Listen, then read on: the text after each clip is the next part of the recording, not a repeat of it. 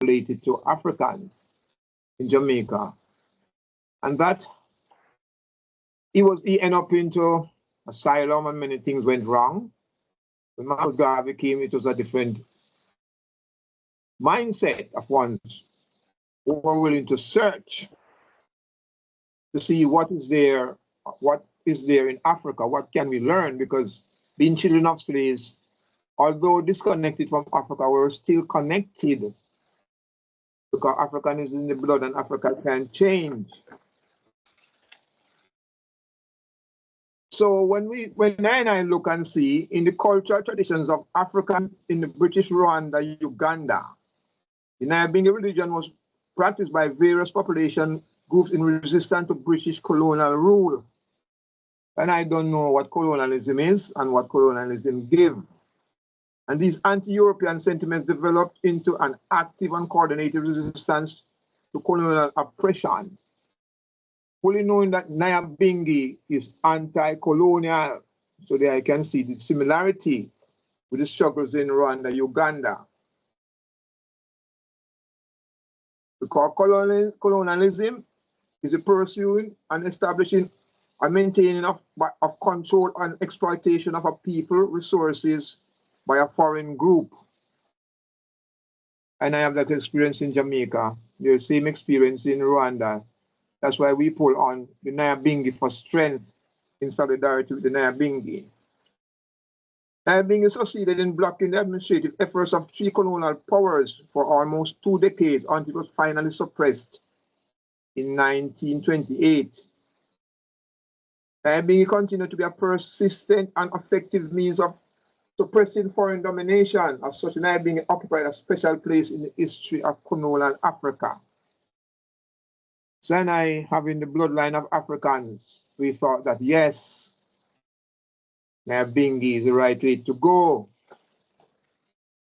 Nyabingi's resistance. And in Jamaica, we were mindset to resist these colonial powers that was there. However, we learned over time that worship and adoration of the deity or spirit of the woman known as Nyabingi, some say it's Queen Nyabingi, in Rwanda, about 1800, was believed to be a powerful force in daily life. So in the real sense, Nyabingi is a female energy. Most men would not like that because in Nyabingi today, the women, the sisters and daughters are not given the strength that they need and not given the access to do what they want. But historically, Nyabingi, Queen Nyabingi, the psychic medium Mama Musa, is female. But then Mama Musa is a mystic who perform religious practice to commemorate with the spirit of Nyabingi.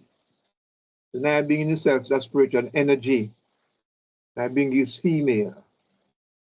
To appease their spirit, the believers thought of offerings to the medium who negotiated the spirit on behalf of the believers. So when you say Nyabingi, you're looking at a female energy that you can invoke, you can empower. That will help you to move on to a different level. See? But the Rastafari movement is indigenous to Jamaica, knowing that we came here, we were enslaved, you know. Although we have Mama Musa in Africa, that energy is not like Mama Musa energy, is a more defiant, more military or similar in that sense, but you take a different tone. But however, the thing is that in the African retention of Kuminan, Mayar, and Pokomania, Nyabingi itself, to you Black Faith and Bongo Wato, were not pleased of the Kumina behavior, the Mayal, because in Kumina you can go into Mayal, you can be transformed, you can, ancestors can possess you. Similarity in Nyabingi with Mama Musa is an ancestor's possession. When you chant a Bingi, you go to a Bingi, you see how Bingi is run, the chant. A fire key, outside fire, and an altar fire, and harps rolling, and then ones who play Bingi, who chant Bingi for 5, 6, 7 hours, have been transformed to a different person, into a different reality. So you can see that you're not become yourself when you chant Nyabingi. You cannot say you're Bingi, but you don't chant Naya Bingi. It's nonsense. You have to be the full 100 Naya Bingi. To go to a Bingi, to chant Naya Bingi. To burn down oppression and colonialism, that is Naya Bingi. That's the rights of Naya Bingi. Right, saying. So, however, the thing with Naya Bingi now, historically, Naya Bingi don't like spirits. It's considered as dopey. Naya Bingi don't deal with dead. I mean, the Rastafari argue that death is due to lack of self-preservation or disloyalty to Jah Rastafari. And the Rastafari also argue that they do not deal with a dead body, even if it's a family member. Most ancient Rastafari did not attend funerals. They make the biblical claim, let the dead bury their dead. Even I, man, was a victim of that, because when my grandmother died, I didn't attend no funeral. When the ones around me, and my mother was not very pleased. Then after a time, I realized that regarding family members, and I have to officiate at my father's funeral same way, and I tend to shake off the biblical overtones of dead, bury the dead. And there are many instances in Jamaica wherein you have prominent ones within the house that have become ancestors and people ignore them. So how can we leave them to the Christians to burn them out and say, now that you're dead, we have to talk about your body and all them things? So realize that within the Nabingi structure, you have to look on the dead, bury the dead. We can see so over time that has been changed. And we have to look on the African retention of the Kumin and the Mayan and the Pokomina. They are African same way. They have a role to play. So Nyabingi within itself, have to look at Nyabingi now, Nyabingi in this present generation, what Nyabingi is doing, what Nyabingi is saying, how can Nyabingi go forward? However, things have turned today, and Nyabingi looking in a different direction, even biblically, but looking at a responsibility to do the full 100. So if the ancients had known originally, and the Nyabingi was a spirit summoned by the medium Mama Musa, it would be a hot fire burn, and Nyabingi don't need no spirit. Nyabingi would not even deal with Mama Musa. But although Nyabingi took the revolutionary baton from Mama Musa, who claimed death to white farmers, Nyabingi extended to death to black and white dung pressers, because Nyabingi is non-partial. So we look at Nyabingi intertwining African's tradition and merging it in a Jamaican culture. But it's two sides of the African tradition Nyabingi have used. The Buru people came to Jamaica, trying to research where they came from, but the Buru people came with a religion, a Buru religion, but over time it has passed. We can't find a trace of it in my research. What we learned is that the Buru people were despised as the Nyabingi people living in the slums and the ghettos and so forth. But the Buru people did not bring harps with them, they made harps. The Buru people were played at work days, plantation days, they played drums to make the slave work and be happy. The Buru played at festival, but what one learned is that the Buru is a Buru kete. The Buru came with the akete. The bass, the funde, and the repeater is one drum called the akete. But Nyabingi ones are Rastafari ones in the time didn't have any harps. They rented the Buru harps. Because we learned that from Pa Shanti. Until Bongo Water built his own harps. Because we tired of renting harps, so we built our own harps. But the Buru dance have become the Nyabingi dance. Bongo Water claimed that the Buru chants and were more what you call commercial chants and more jollification chants, and Bongo Water changed the chants. So we come up with the Nyabingi chants over time. The Buru beats were too fast, Nyabingi slow it down, and Nyabingi designed the drums for Nyabingi movement. Yet Nyabingi maintained the Buru drums, bass, Funde and the Peter, and also the Buru dance. Because the same dance that we do now, we call a Naya Bingi dance. In fact, it's a Buru dance. So, and I can see the merging of Mama Musa and the Buru people who came to Jamaica along the plantation. So we can say, yes, Naya Bingi have grown. But the important thing and the great things about Buru and the Akete are attacking drums. Ateke drum means to attack and destroy or to ravage. So when you are at a Naya Bingi and the Akete the walk and attack, and you say lightning, I say Kete, I say Basi and Funde. I don't know. The Bingi go rise and energy go up. You can't have a Naya Bingi without the Akete. You can't have a Naya Bingi without the fire key. You can't have a Naya Bingi without the Isis. One same as a Bingi. You have to maintain that levity within itself. That is seen. So the Naya Bingi now use elements of nature to summon the lightning, the brimstone, and the fire. Once a lightning, what time the lightning flash? Or when the lightning clap, you say lightning, and then the thunder roll, you say yonder. So that voice come up. Remember, Naya Bingi is global. So when you say Naya Bingi Isis is global around the world. All houses keep Isis at the same time. So there you can see the energy around that. It's all to destroy colonialism, to destroy anti-colonialism, to destroy imperialism. That's what it's all about. But then, when you look on how the Naya Bingi reached Jamaica now, it is crucial. It's very important to know how the word Naya Bingi reached Jamaica. Because in the Ethiopia war, this propagandist journalist Federico Philos published in April in Italy on the 17th and the 28th of August. That article it's published in the 17th in Italy and republished the 24th of August 1935. Fernando Philos article.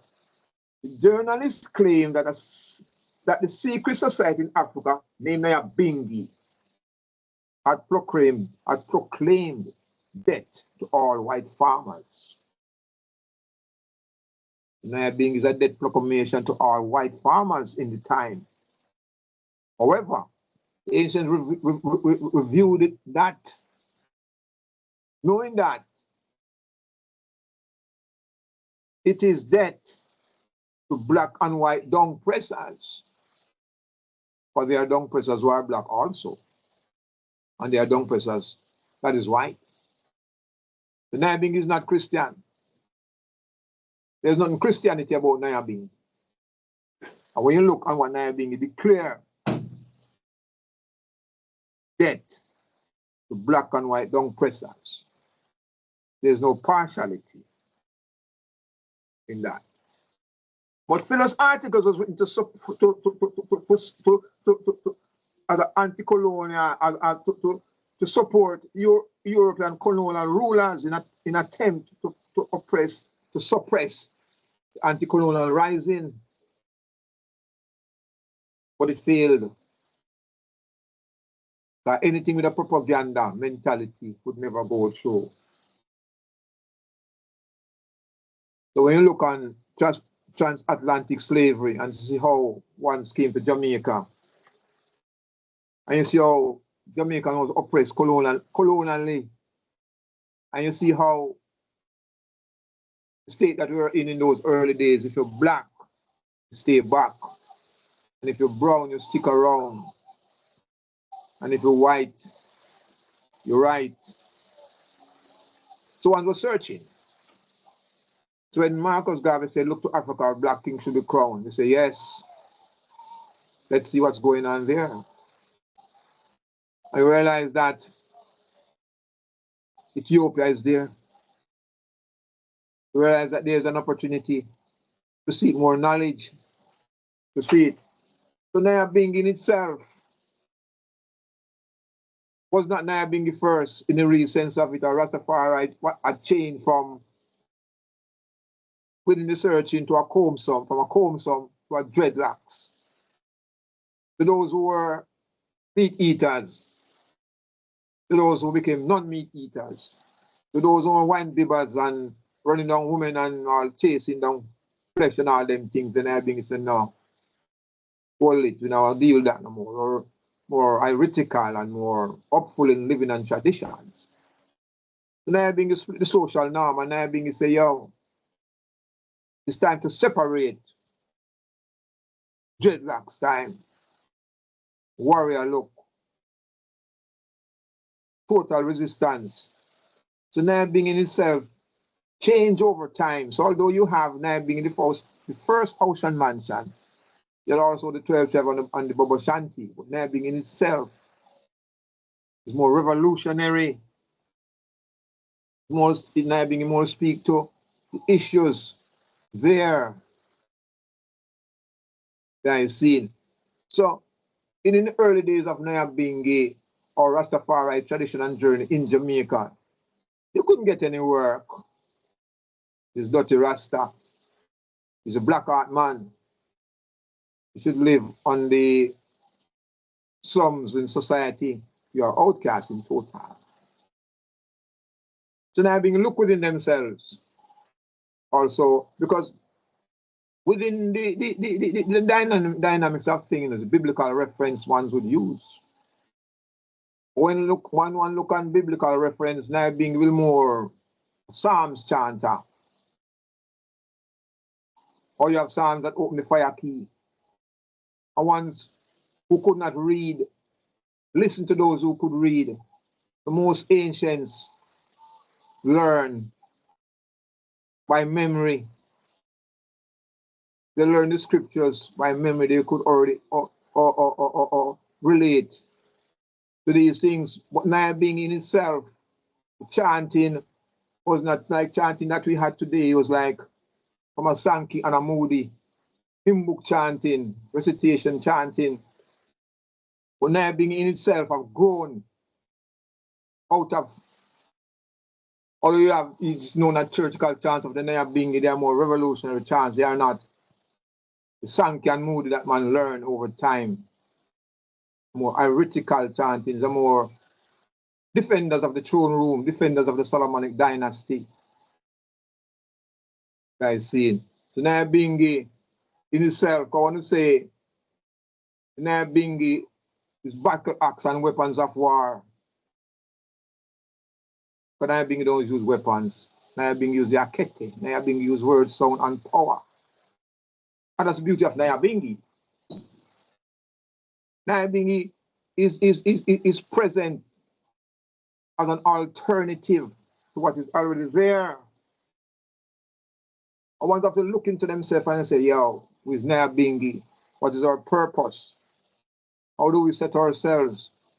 What do we have to offer to the world today? We offer alternative livity. Nyabingi come up with vital livity, holistic livity. Today is vegan and vegetarian. Nyabingi in itself is a powerful force to be reckoned with. Nyabingi come up, although we knew that the ganja came to Jamaica by the Indians, Sadu Indians who came to Jamaica with ganja, the Kochi pipe. And we know the ganja is came to knowledge of Kalipunja, Indian goddess, the ganja smoking goddess. Rastas in Jamaica, Jamaicans never know about ganja seed. They never have done ganja here until the Indians take it. Indian hemp and ganja same way. But within the Nyabingi is a ganja ritual circle of chalice smoking. It's a group smoking, wherein in the youth black faith, you smoke the chalice until there's no more ganja on the board. You cannot come out of the chalice circle. You bless the cup and smoke it. Now you have a man smoking spliff and smoking in Ziggy and smoking Marley and all them things there. But we don't know it's the original Nyabingi man, chalice smokers. Nyabingi have many things to offer the world. And Nyabingi have divine rules too. So we'd say Nyabingi is a type of theocratic priesthood and the order of holy dreadlocks. Because we have bongo water in real, honestly. Bongo water is a serious Rastafari. We know bongo water, serious patriarch of the movement, what spoken and travel the world, and he left for guidelines that we should look on and follow. Bongo water declare Nyabingi is a stone, a big stone on Babylon. Nyabingi is there to fling a stone on Babylon, big stone. And in the real sense, Babylon need to be stoned. Nyabingi, the crucial idea of the Nyabingi in terms of mean dead to black and white, don't press us. And there's no way we can go around that. There's no way we can be partial and leave one without the other. And that's what makes Nyabingi real. Nyabingi is the African movement. It was a movement who fought against colonial occupation. So you can see Mama Musa, anti-colonial. You can see Nyabingi, anti-colonial, same way. So the Rwandan struggle of anti-colonialization merges with Nyabingi in Jamaica. But just take a different aspect of it, wherein the spirituality side of it and invoking of spirit and all them things there. Nyabingi always resist it, but deep down you can see, say, many ones are possessed by the spirit of Queen Nyabingi to revolutionary change things. Bongo Water get on and say Nyabingi consists of divine goals. Divine goals. It's serious. Looking at the divinity of Kadamawi Haile Selassie, there are goals within the divinity of His Majesty that we have to look closely on. We cannot talk of Nyabingi without talking of the strength of His Majesty who give us that direction. Although His Majesty is Ethiopian Orthodox, and Nyabingi, defenders of the throne room, the Solomonic dynasty, Nyabingi is on the front line. Nyabingi is on the battlefield. Nyabingi is present, always active. So the divine administration and a right administration. Now we're talking about administrative duties. You can't, an administration who should be learned on administrative goals and principles. The thing about Nyabingi and all even Rastafari administration is that it's volunteer. There's no salary paid. There's no serious commitment. It's like a friend alliance, that a man, he can speak, he's good, he's my friend, so give him a position. When you look on his capabilities of being a secretary, being a treasurer, being a PRO, you find that is lacking. So you have to have the right administration to manage Nyabingi. People are qualified, people are willing to be trained, people, Rastafari, who don't have to be volunteering to be a position, they are qualified to occupy that position. So you have to put an incentive, a stipend or a salary. Man will say, no. So how can it be? We are Nyabingi full time. How do we earn? How do we live? You can't be Nyabingi and mixing back with Babylon. There's a lot of frustration. Nyabingi is a separation from Babylon system. The Church of the Nyabingi is a person which is serious. That's what Bongo Water say. Likewise, the person is the church. It's a serious talk. So Nyabingi is I and I, the individual who live the Nyabingi. Guys, see, I serve in a congregation which is tabernacle built by hand. So the tabernacle is not the Nyabingi, it's a place of gathering. You have to clearly define that and clearly know of that knowledge. So we say Nyabingi, and I stand as Nyabingi, individual. and I go into the congregation and collectively as individuals become the massive Nyabingi voices, the massive chanters within the tabernacle. When we leave the tabernacle, and I remain Nyabingi 100%. But I want to continue to say the Church of the Almighty is not built by hand. Then is a living church. And the people are the church, the living church of the Almighty. Yeah, Ras Tafari. And I am not bound by Bible doctrine and colonialism and anti-colonialism, and I have a liberty way of life. So we can justify it in a separation from society's norm. When I look on society and look how society treats Africans on the whole and people in diaspora and black people in general, this divide and rule and divide and conquer. And I have to know that these things be near being there. We have to clearly define ourselves and have a liberty to manifest the works of the Nyabingi. Because we notice things have been changed in Jamaica here. Where the dress code is changed, and drinking alcohol, and smoking all kind of things, and eating all kind of things, but them say there's Nyabingi. So we have to look into ourselves and say, who is the real Nyabingi? How do we defend the Nyabingi roles? Are we here to compromise Nyabingi teachings and principles that we go to know? Or can you be Nyabingi and you're still 1 foot on Babylon and 1 foot around Nyabingi? We can work. Total separation. That's why with the Nyabingi fire key, say Nyabingi fire key. Blaze the fire with the psalms. And then traditionally you take a wood, piece of wood or a log or something. You make a speech and you throw it in the fire as a cleansing fire, which is another ritual. But anything you want to do, anything you don't like, any spell you want to cast, you make it and throw it in the fire, and the fire just consume that. Then you go into the tabernacle. So everything is a process. But what I see in the Nyabingi, which is not being done, even in Jamaica, with the Nyabingi guidelines with all the Psalms of the Nyabingi are not being said word for word, and it's talking out of their head, saying what they think. So how can we say we are Nyabingi, and what is written in the Nyabingi guidelines we don't deal with? We need to look at that. Let's see. So we have to look on all these things. What to do? How can we deal with that? So we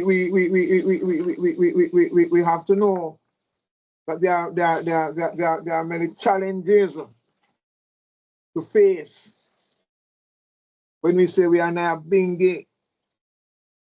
So the challenges that we have to face is an administrative challenge now. Remember, there are many conferences that the ancients sit and reason, articulate the way forward.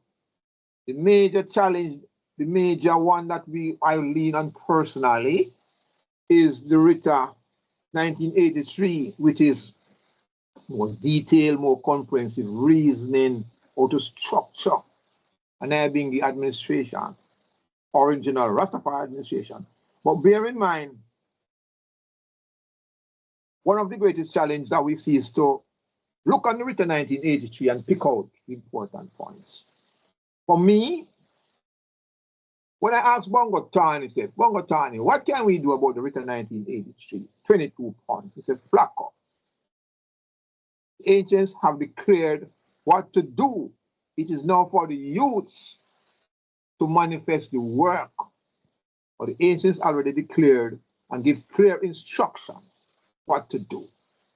So when I read it through, I say, according to my abilities and talents, I, man, would create Wise Mind publication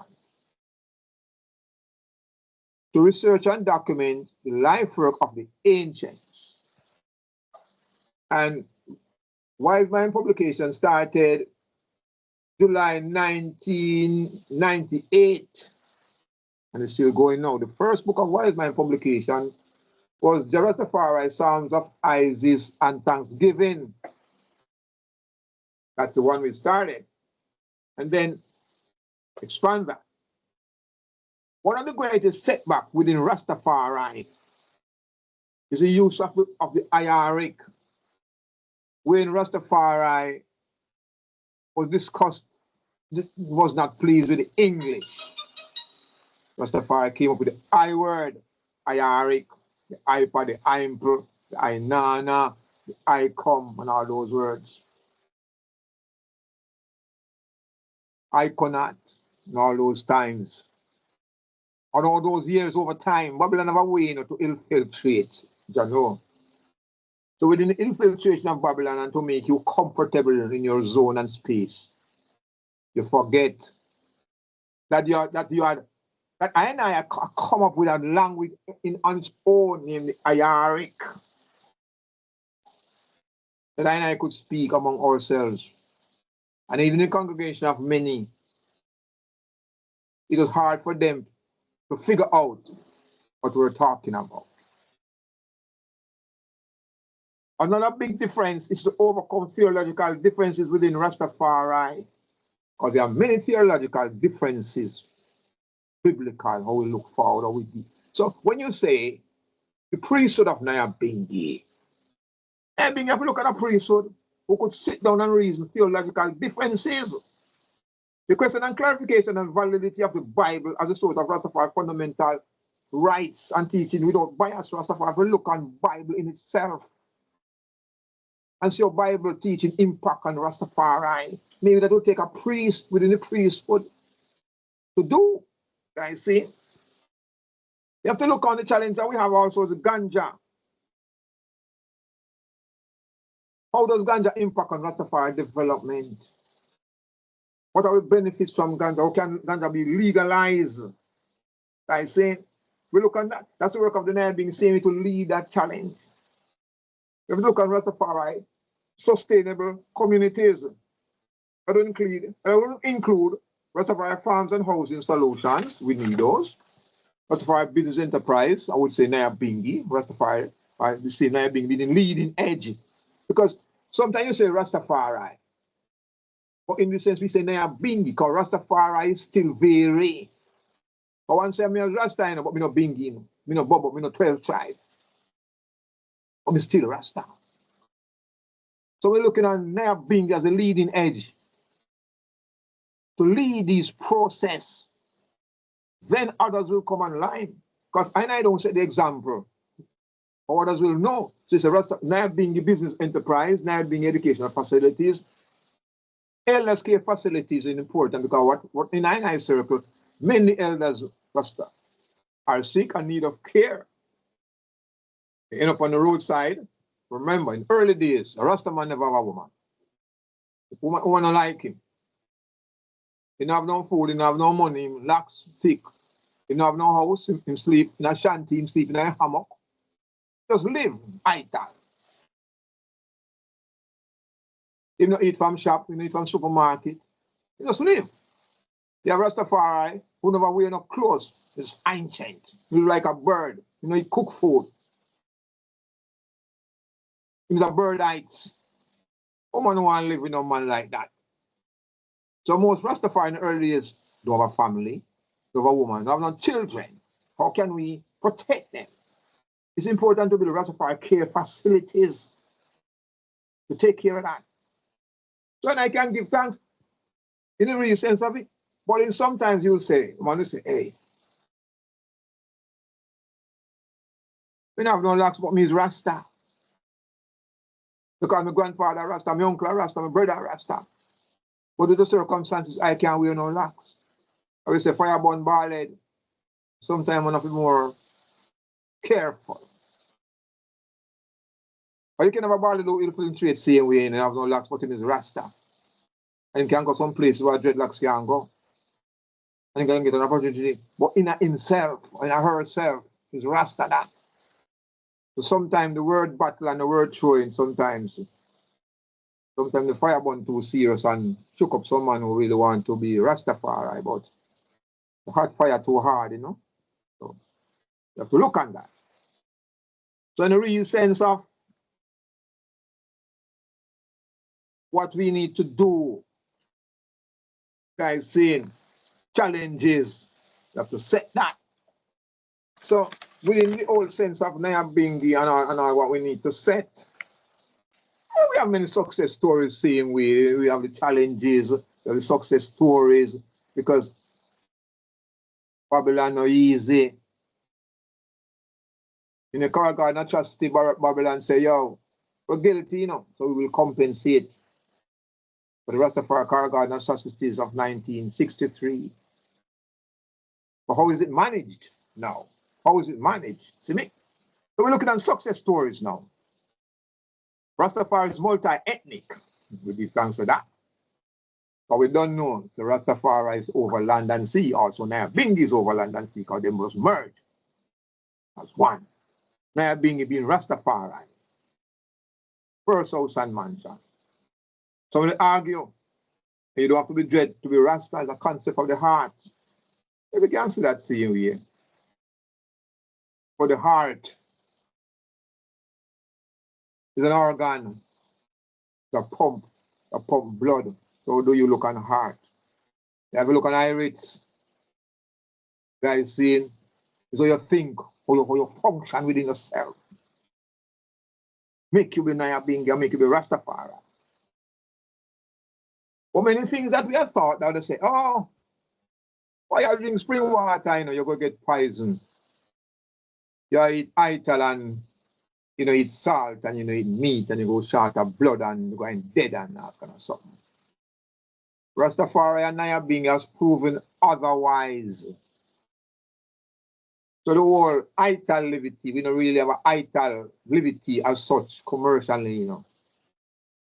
We have a vegan and a vegetarian, but the roots of it is ital. Because within a vegan and a vegetarian, you don't use a dreadnought. You do other things and modify things and flavors, flavored things in that. So we say, rub your dreadnought, set up your sip and your stews and your Irish and all them things and yeah, ital liberty. But society know that it is good. Because many ones end up with cancer and heart problems and doctors say, yo, left the salt, left the meat, left the alcohol. You want to live. It's a success story. And I look on dreadlocks have become society's norm now. I look good. It's not a dirty rasta anymore. The appearance is more adapted, dreadlocks appearance. And you look on ones in the case of having locks, they go to a barber salon and then go to the ways of sewing locks and crushing locks and all kind of something. So it's hard to distinguish a true rasta by looking at locks. You have to look on liberty. When the sense of it is a merger and a bowing of Babylon to liberty and culture. You look at ganja in itself, that ganja was criminalized. With a lot of pressure ease off of ganja. Wherein the benefit is not handed down to Rastafari because ganja was an economic strength of Rastafari. Because ganja plantation make you can go to school. It's a ganja, selling of ganja make you could put food on the table, provide nourishment and so. Guys see. Because Rastafari and I being the ones early could not get a job, but him can plant weed, can plant ganja and can sell a house, can sell cali. I see he can make a money. It's a hide and sell. There was a time when the police raid and see Rastafari with a spliff in their mouth, and we swallow the spliff with the fire and everything. Inflict it, the police go find it. So what I'm do? Swallow the spliff with the live fire. Police say, where the ganja? Say, find it now? I don't have it. It's all right. But now you can have rights to ganja. Slowly, but coming. We can see that. So there's rights to ganja, what we can give thanks for. We give thanks. And when we look on Rastafari as a mobilizing force prominent people, for the oppressed and dispossessed. And people will find a hope in their being circle that you can go freely and chant down Babylon. You can go freely and smoke. You can go freely and organize and structure. You can burn a fire key for 7 days, 20 days without disturbance on a Bingi ground. But originally, Nyabingi was in the hills, didn't have any hibernacle. Someone give a piece of land, you have a thatch, and when that Nyabingi is over, you burn the thatch. It's gone back where you come from. Nyabingi was not advertised on a radio, no poster, no nothing.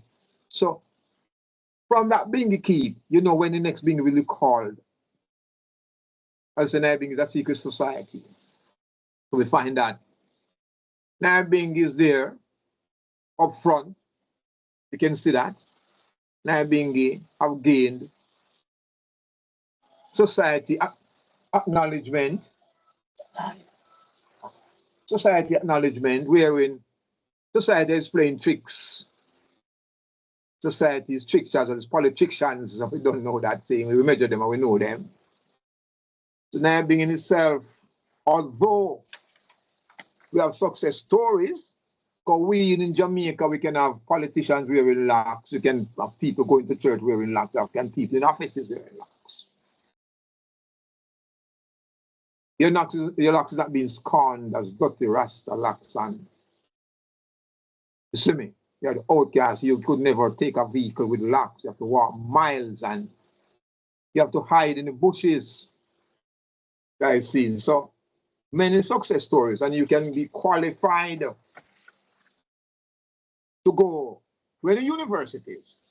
So when you're looking at background of I Liberty, I declare the divinity of Haile Selassie, Emperor Haile Selassie, and Empress Menin, without apology. We can look on Ras Tafari Nyabingi, his good character, integrity, honesty, and impartiality. How can you say you're Nyabingi and your character is bad? Many things are talking about. Many people are pointing fingers at you. Your name has been called up. Or can you declare yourself as Nyabingi without integrity? When you speak, your words don't mean nothing. How can you say you're Nyabingi and you're dishonest? How can you say you're Nyabingi and you're partial? Nyabingi don't partial. Nyabingi burn fire for anyone who deserves to be fire burned. Nyabingi is wise. Get patient with those who are willing to learn. We're not hasty to burn a fire. But we know that fire is a cleansing. Nyabingi is vital. And vital is vital. I see. Nyabingi is self-reliance, because early days, Rastafari self-reliance. You could not get any work. You have to create your own work. You have to be a carver. You have to be a tradesman, a mason, a carpenter. You have to know auto mechanics. You have to be first and foremost a farmer. Because how can Nyabingi declare, or Rastafari declare, eat out of your own vineyard? That means that you have to plant a vineyard, even if it is a small one. You cannot depend on other people's vineyard, which are fertilized food and chemical-based food. You cannot depend on ganja that you don't plant. You don't know how it is being planted and you're consuming ganja. Some pretty ganja is chemically grown. And as ancient Ireland says, you cannot separate ganja from Rasta or Nyabingi because they are twin brothers, so there's no separation. So look at that. Although you have many Rastafari who don't smoke, they use it for tea, for puddings, for different means, use it for healing purposes. See me?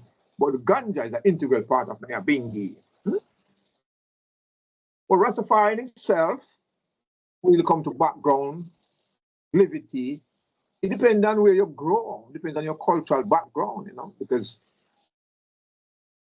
Maybe in many circumstances you can't do the full 100. But first and foremost, you have to defend Kadamawi Haile Selassie without apology. You can play around with doctrines and play around with Paul, with Saul who became Paul, and declare that man of wear a turban. Man must uncover them head. If I want free, want to wear a turban, let him be free. Don't follow the rules of Paul and discriminate with Rasta. Who will feel comfortable wearing a turban. But there's no way it was there otherwise than biblical. And there are many writings of Paul who was writing to a congregation in exile. Them things don't relate to Nyabingi or Rastafari. So the priesthood of Nyabingi have to be careful in utilizing the teaching of Paul and enforcing it as law within the Nyabingi. And many ones are opposing it, but yet within the Nyabingi guidelines, these things to be straightened up is a high priority. Because biblical references need to be fully looked into and reviewed, and some of them must be thrown out. Because reason many ancients in my time and even now, they are not satisfied with many biblical teachings, I would say. But now being in its true self is total resistance to colonialism, racism, and every ism and schism. That is important to know. So when you say you're not bingy, it's a self-searching. It's a self-searching. Guys, see. So when I look now and say, yes, how can we use technology to archive Rastafari heritage? Indeed, this is very, very, very, very important. I can say for myself, as Ras Tafari, to Wise Mind Publication, I took the initiative and started that process. And I could say clearly no. All books, videos from Wise Mind Publication, I will freely donate them. Freely donate them as works that can be used for the benefit of Rastafari generation now and those yet to come. Because many of the ancients who I have archived and documented in books are now ancestors. They are not here today. And if I have not completed that work, what testimony will have been able to have to learn about them? So Rastafari, archiving Rastafari technology should not be the sole responsibility of the House of Nyabingi, but should be made compulsory as house and mansion, as a house and mansion call to duty. It's a responsibility for each and everyone who have that technology, who have that skill, who have an ancient beside, who have known an ancient, say, yeah, ancient. Teach me of your chat now, man. How did you chat through this fire? How did you chat through this purging? How was your early days as Rastafari? Because in my time, I wanted to interview ancient Igos who went to Ethiopia. I went to Badar. And when I make an effort to interview him, he said, Rastaman, I'm on lack sound. I don't talk no more. Lack of sounds. When I want to interview Marshanti had Alzheimer's. Marshanti brain was going, and I could not get anything from Marshanti that would make any sense because he could not focus. So I should not waste that time, and I should have the energy and the urge to document video, audio, everything. Then you can edit. One should be made available for salaries of office maintenance as well. So we need an office, Rastaman family. We need an office to do these things, because without a physical office, Most of my archives I have them at home on my hard drive, you know. Or there should be a physical office that should hold and store all these things. So let's look in on establishing a physical office for that archive material can be shown. Because even you lose the cloud storage, you have physical storage. So you could have ones who come into an office and get information. See me? You should create a media office also. You cannot archive without a media office. And come back to Rita. Come back to Rita, right? So a media office should have information management. You should have public relations and marketing. Then you have a skill set. In Ras Tafari Heritage, you say, man, take a PRO position. You don't have a clue about a PRO. You don't know how to market in Nayabing. So how can we put ones in office who are not qualified? If they are not qualified, train them. Offer them courses. Train them. So you have qualified people. So the education side of the archiving is very important. Very, very important. And that is why it come back to the speech of His Majesty. Humanity by nature is gifted to think freely, but in order that his free thought should lead him to goals of liberty and independence, his ways of thinking must be shaped by the process of education. And I cannot sit back and not be educated or re-educated in this time or in this day and age. That is saying. So it is good. And I should have a staff who are computer literate. In this day and age, you have artificial intelligence. You cannot put everything on cyberspace. You only can put what is basic, what you just need to release, important things you keep in, because it is a web.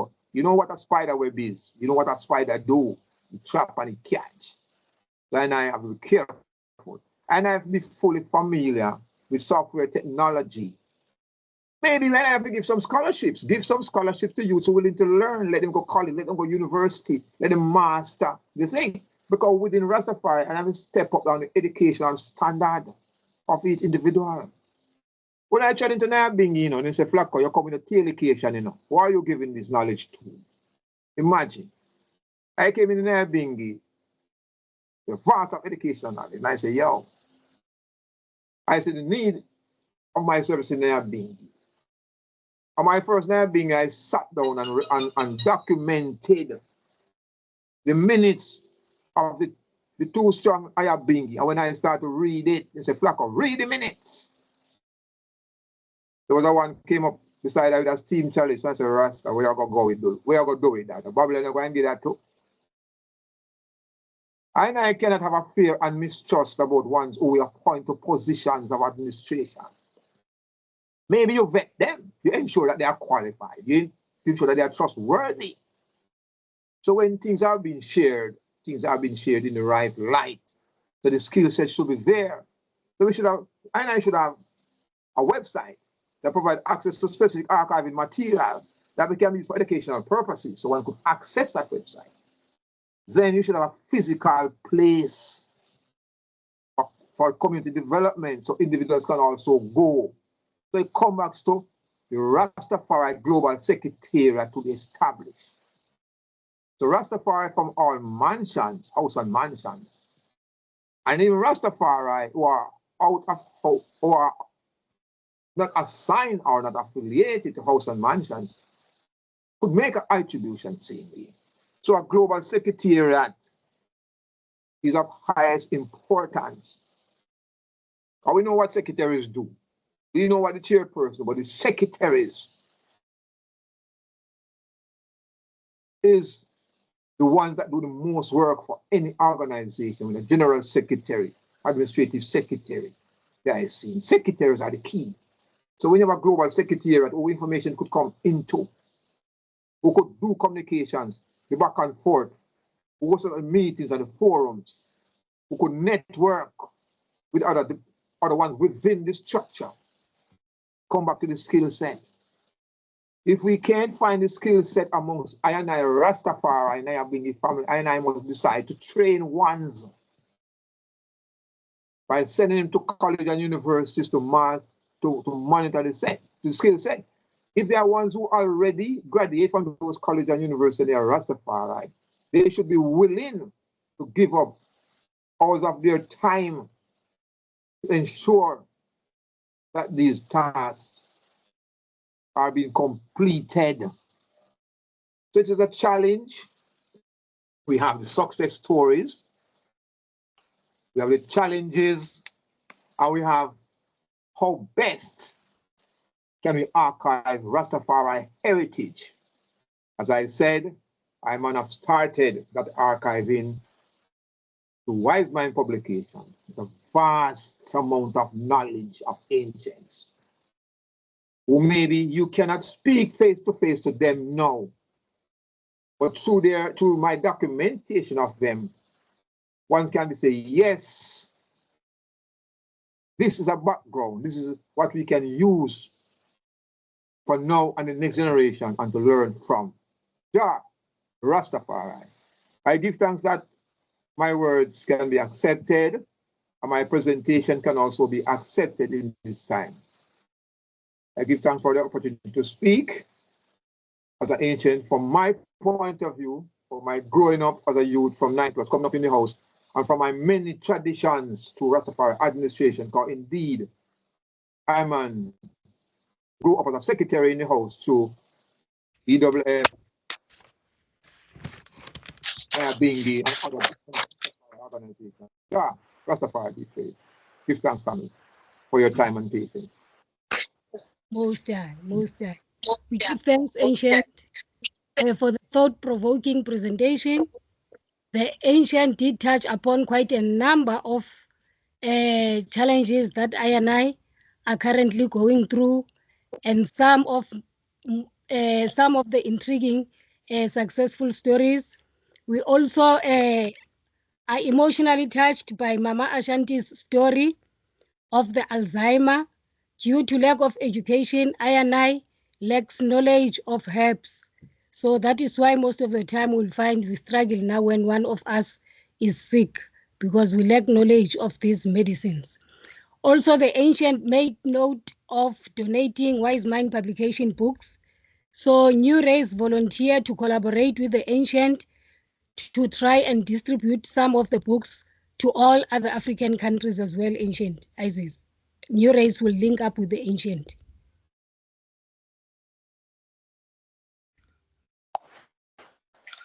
I man give thanks. Isis, yes, Ancient. I'm enjoyed for the permission and for the love and acceptance that the family have given to Iman. Yes, I'm honored to be here. Isis. So we received an apology from Ancient Islanders, who's supposed to be the second speaker. He is struggling to log in. However, we are going to call upon the third speaker.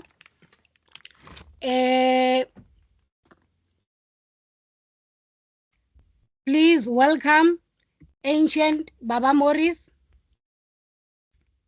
a true visionary in the realm of Rastafari heritage. I am now going to go through the biography of Ancient Baba Morris.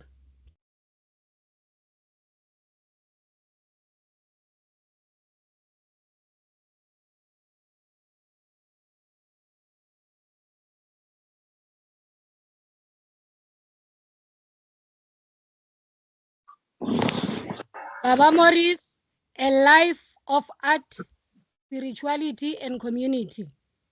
Baba Morris was born in Rundu, Namibia. He spent his formative years in Zimbabwe, where he pursued his education and developed a passion for the arts.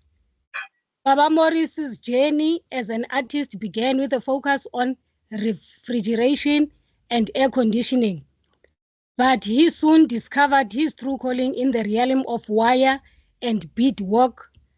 He specializes in crafting intricate animal and metal crafts that showcase his creativity and skill. In 1999, Ubaba Morris embarked on a spiritual path, joining the Nyabingi order under the guidance of esteemed elders, including ancient Paidamoyo, ancient Jabulani, and the late ancient Shumba Dawanda. He quickly demonstrated his dedication and leadership, becoming a priest of the Chaminuka House of Ras Tafari in Zimbabwe. Through his tireless efforts and the blessings of the Most High, the Nyabingi community flourished. Obaba Morris continues to serve with humility, acknowledging the wisdom and support of his elders and the divine. Today, Baba Morris balances his artistic pursuits with his spiritual responsibilities, inspiring others through his exemplary life. He resides in Zimbabwe with his wife, a Zimbabwean Moma, and their 3 children and 2 boys, 1 girl. Isis, the platform is yours, Ancient. Yo, the living Ija, Ras Tafari. How good and how pleasant it is for brothers and sisters to dwell in love and unity.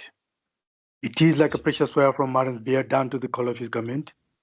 It is like dew of Hermon descending on the holy mountains of Zion, where Jah bestows life and blessings for ever and ever. I give thanks to the elders and the sisters in the throat. Yeah, I give thanks for the chantings of the Nyabingi. That the chant is the one that gives us strength and motivation to be what the I is right about now. So regarding the throat of the Nyabingi now here in Namibia, there is too much tribalism, as I could say, and coming together is something difficult.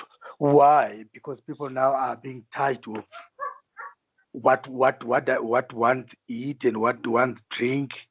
So now for once now to fully come as Nyabingi, it's a battle. So the wise mind now that I've been thinking of and the real strategy of bringing people together is to tolerance, to practice tolerance. Yeah, because now one will feel like, oh, I am meat. Like here in Namibia, there's a lot of flesh, and then and we are well known as because of the Windhoek. So people are more into that. So now living exemplary that the eye does not yum flesh. I don't go to places where the hidden and the hiddens go. So some people are picking up the vibes, especially the children, which makes me feel very good that it's better to build children than to repair men. Eli, Selassie I. And one stumbling block is where to congregate.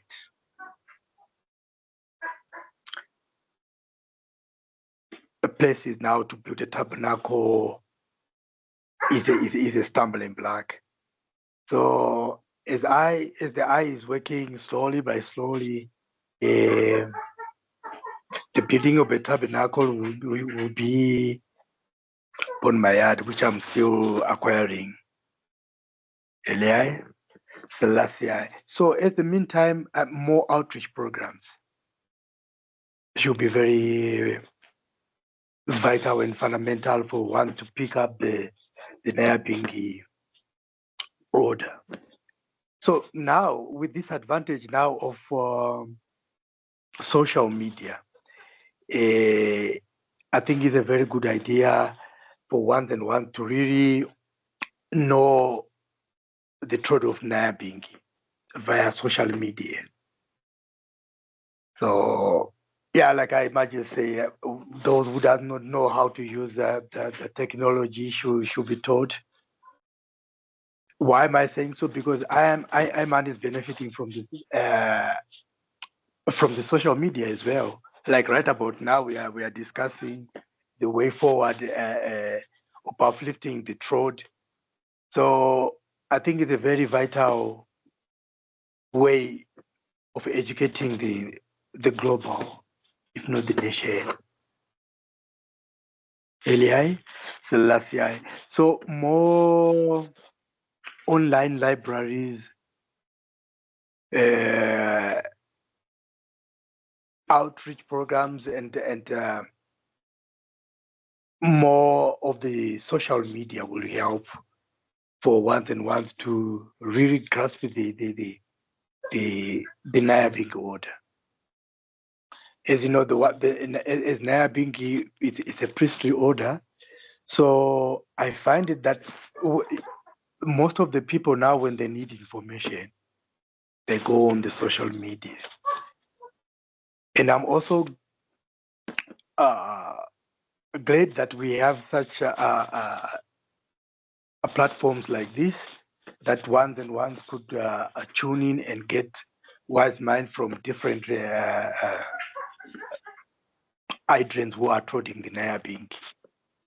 Like I'll add on from what the elder has just mentioned, that one should be more practically, because of the way how one's trod. So I'm very grateful for this platform, that we are not just keeping it for ourselves. We are not just keeping it in the books, but we are there to put the light on top where it shines so bright. So these platforms, I really appreciate. I really appreciate. That's the only, in this time we are the new race. So the social media race, as I could say, the social media race. So now we should show the positivity of the social media through our throat. Eli, last year, because from me it also it made me grow. It made me grow from how I was.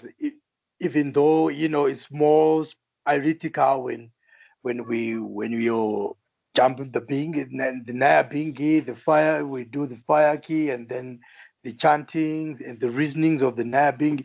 So if we start educating people through social media, it will help people now to know what to do when they come to the groundation.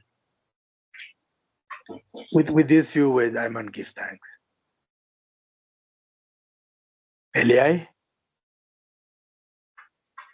Selassie, Ras Tafari. we give thanks, Ancient, for the fruitful presentation. Papa Mudibi, do you have anything to say?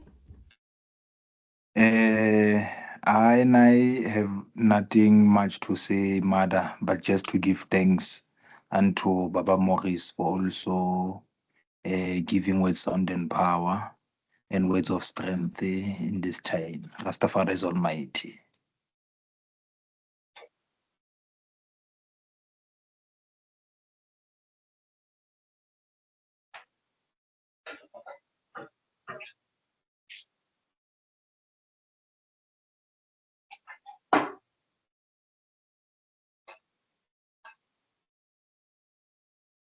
Eli? Rastafari. Yes, so the way that keep coming. So what I would like to strengthen once and one is to practice tolerance, because the stance of the Naya Bigi, yes, it's vital for those who are really, really in the Gideon, and also it might be wood fire. So if we don't tolerate those who are still in the darkness, remember where we come from, never to remember Babylon anymore. So as I was trotting, how I conquered, it was not. There wasn't anybody with a stick. Beating my back that you should change, you should do this and that.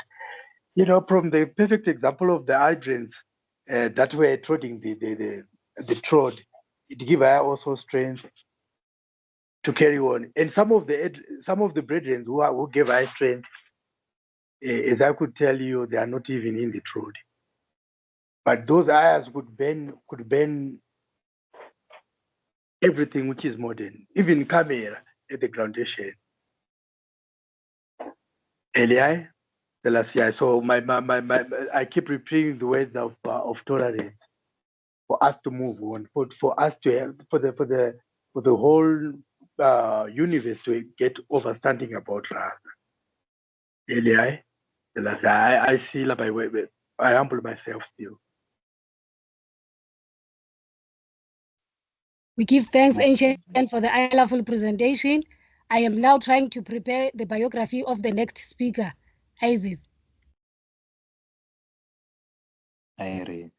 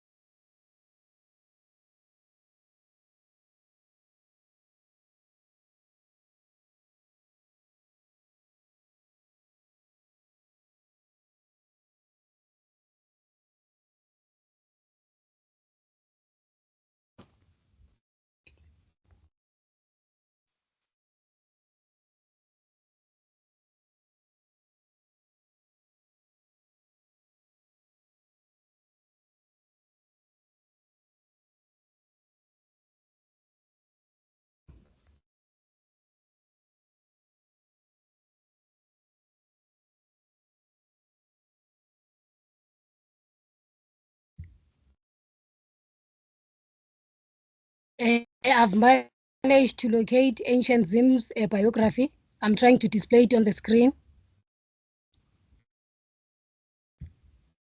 Yes,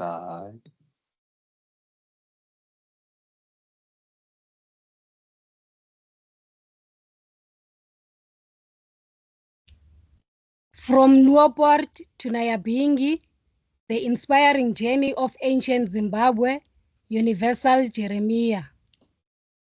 Early life and education. Ancient Zimbabwe, Universal Jeremiah was born on November the 1st, 1958 in Zambodla, Endala, Emagqubeni, Cradock. He later moved to Newport in the Northern Cape, where he completed his schooling.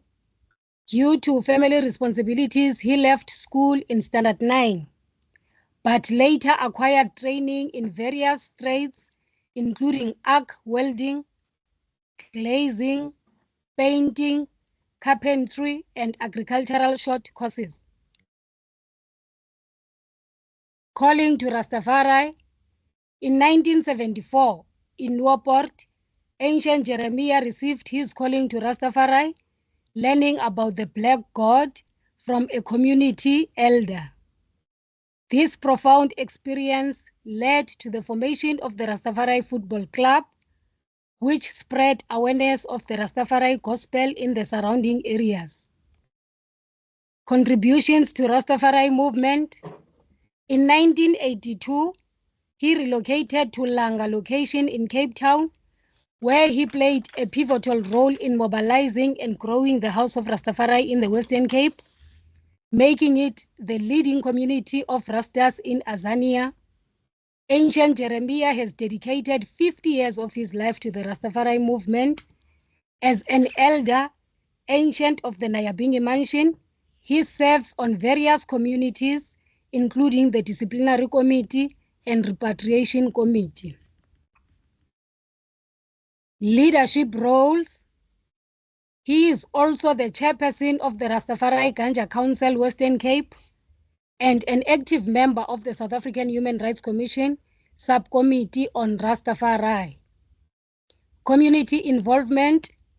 In his spare time, Ancient Jeremiah is a football coach, and a community builder, motivating the youth and contributing to the betterment of his community. Isis I. Now I take the opportunity to call upon Ancient Zimbabwe on the platform. The platform is yours, Ancient. We give thanks, Mother Ketam and Ras Marvin, and all I who are listening. Let Jah arise. Let all I enemies be mashed and be crushed under I feet. So then they must set Rastaman free for I redemption. So I say, let him arise. He is the Almighty. Ayman will speak about Ras Tafari Heritage in Azania, in my perspective, as a Ras Zimbabwe.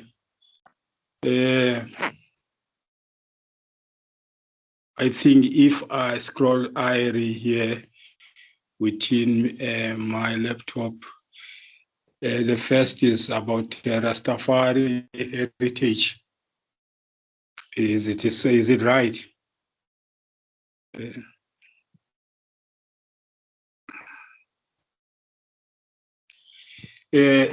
If I'm gonna talk about the heritage, first I will give thanks to our elders who give us a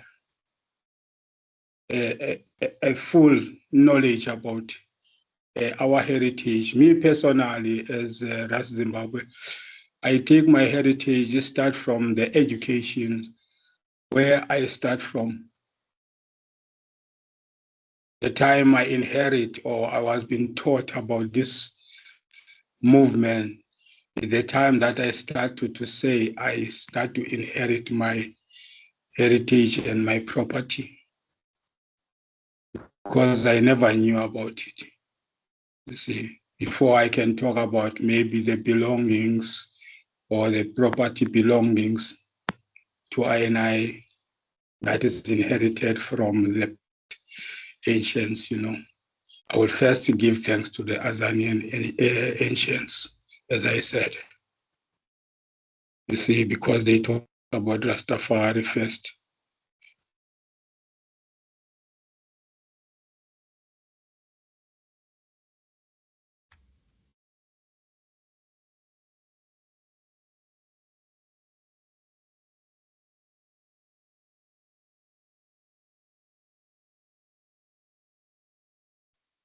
I think the elder got cut, Mama Kitami. I cite quite a number of speakers are actually experiencing some technical glitches tonight. Maybe he will come back. Let's just give him a moment.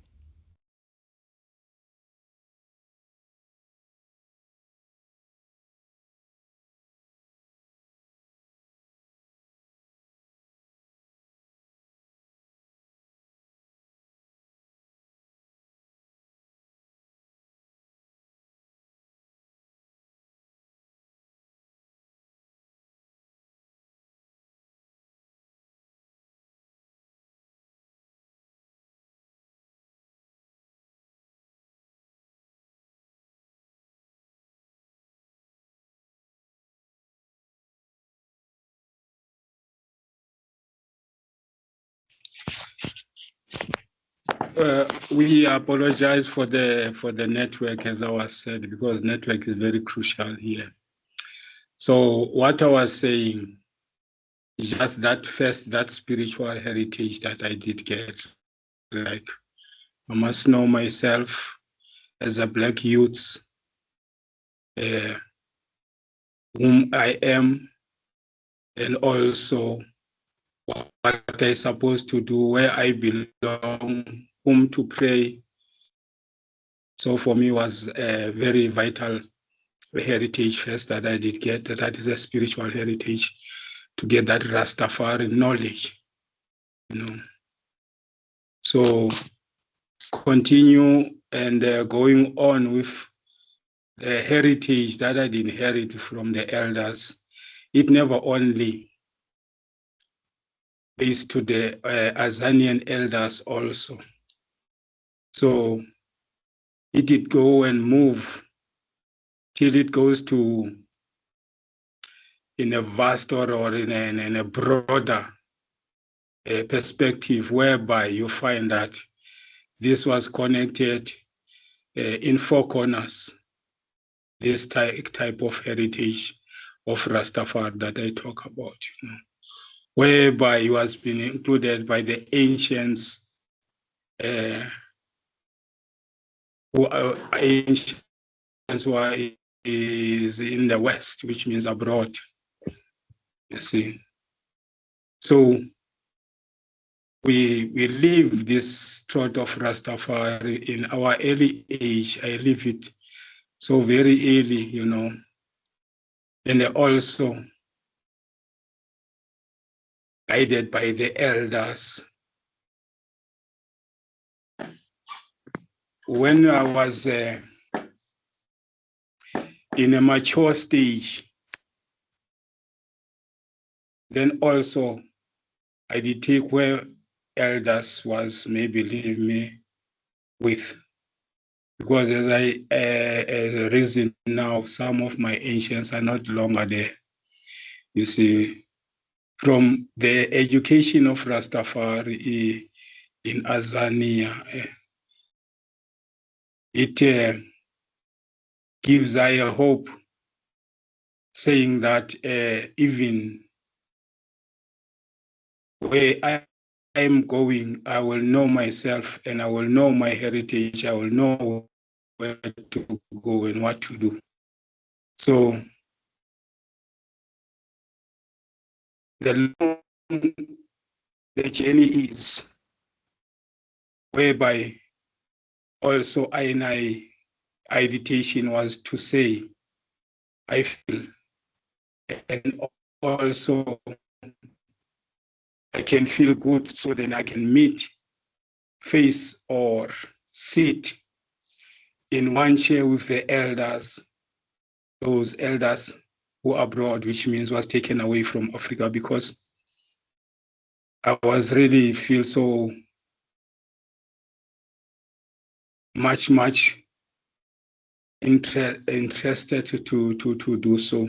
It was on my dreams, you see, in order to further my heritage that I did get from my ancients in Azania about Rastafari, because you see, Aina parents never teach Aina about Rastafari in Azania. This is come from Aina elder brothers, yeah, with the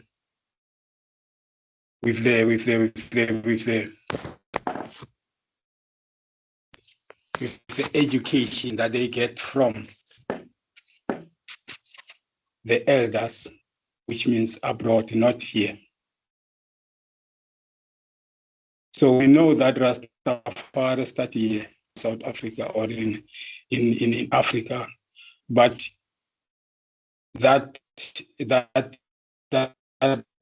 education never been handled by the parents or our parents. They never maybe do anything about it. They never care about it. I can say it at all. So the light and the torch that the elders who are elderly than us will get it from abroad, which means in the West. So the West did maintain to archive our heritage of Rastafari. And also they did rise it, if it is necessary, if I can say like that. They did rise it, or they did start it from the beginning in order to themselves that they must remember where they come from, you know. So, and also they must know themselves that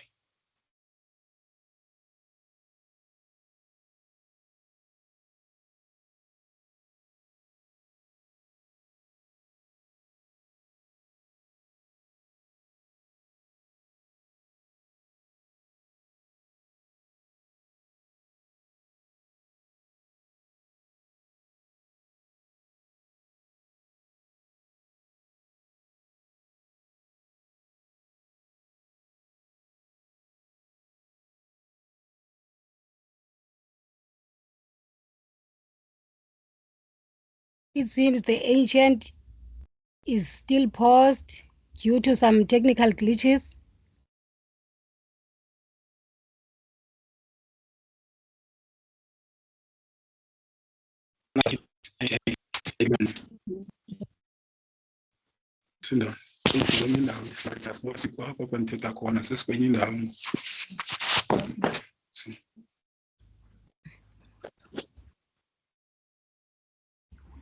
The ancient may continue, Elder Zim.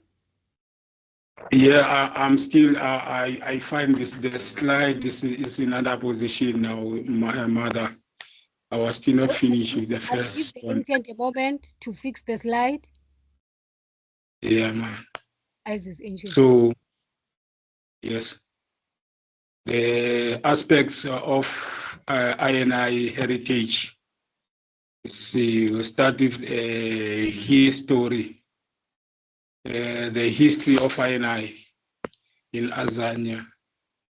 Our history is broad, here in South Africa or in Africa. You see, our history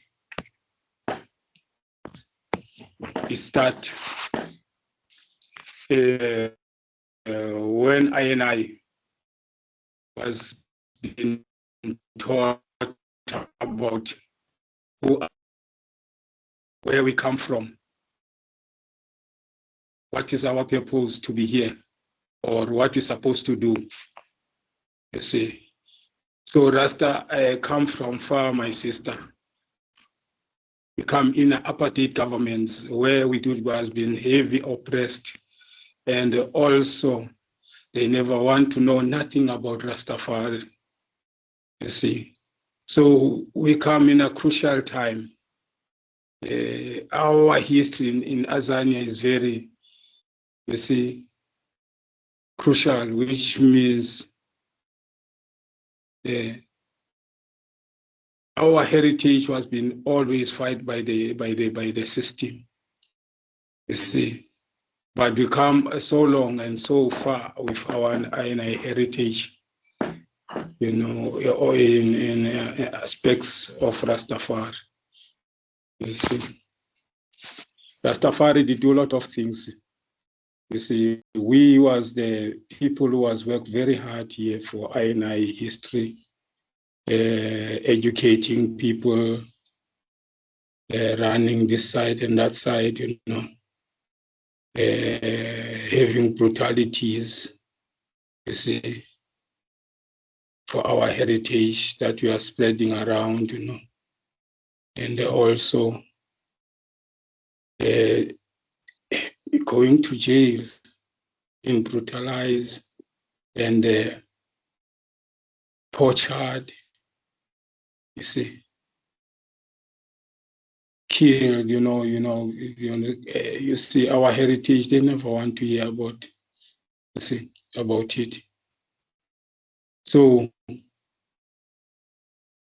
but we did go very, very far with it because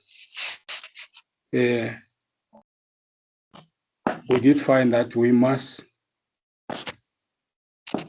really don't stop or try to be afraid of this wicked. And then we find our history has never also been written down within the history of South Africa, even in schools and all of this. And then our heritage has been marched down. So we did try also to raise that, and in the form of that, we must really stand and be told to fight for INI heritage. So then our history must be recognized by the youth will be there that will come. See. So I will go to the tradition. We got traditions that we're supposed to follow in our history, like traditions like marriages, burials, traditions like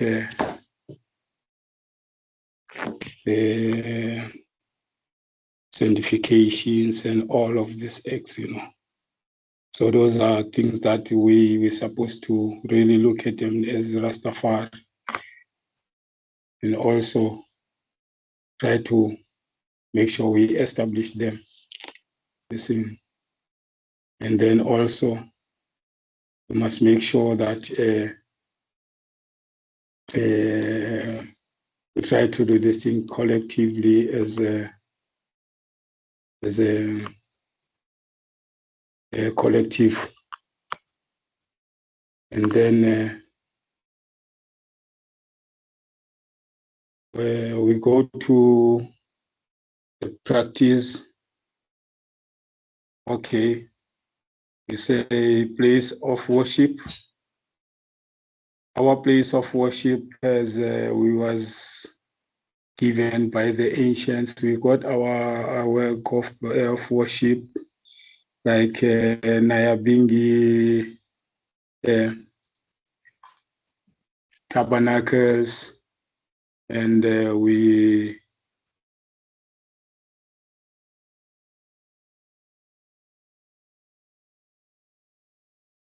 supposed really to make sure all places have this worship place, the Rasta is of the Nyabingi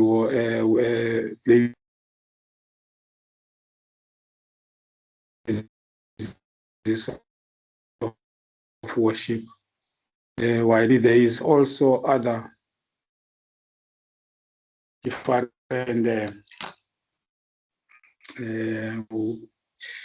mentions like Bobo Shanti also place of hills and that is in look at, so then they must be there for I and I all. And then there is sacred spaces.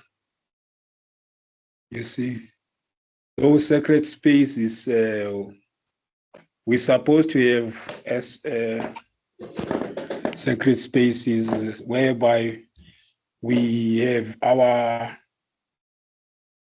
how can I say, if religion or culture. You see, if it's necessary to say so, to call it like that, because English is not my own, We're supposed to have them in order to practice our own culture or religion, whereby we're gonna be in a sacred space where we can never get disturbance by other religions and cultures, So we must always have our private spaces so then we can practice our Rasta livity in a right perspective. Yeah. I will go now to the colors of flag. Yeah.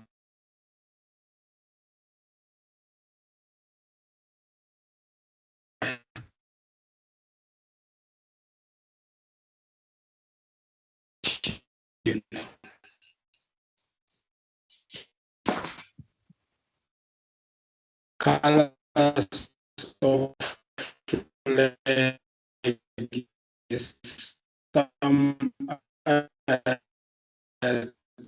things that you are given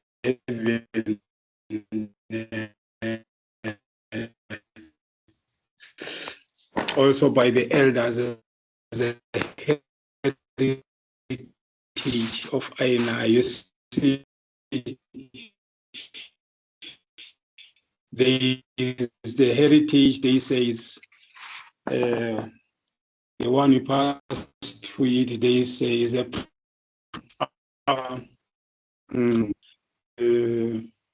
belongings, all our belongings. So those are the we're supposed to really claim them. because they belonging to us. We're not supposed to show everyone belong to INI. We must own, try to own it. See, because we got art, we got craft, also that belong to us, that they have red, gold, and green, and all so forth. And then, next slide.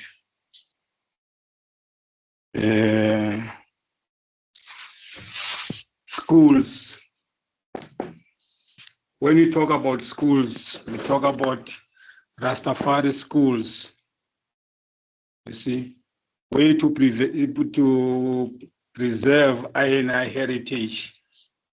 When we talk about schools, we talk about Ras Tafari schools or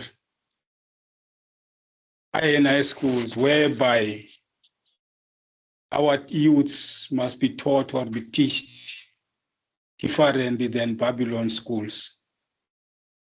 See, first, the youths must be practical.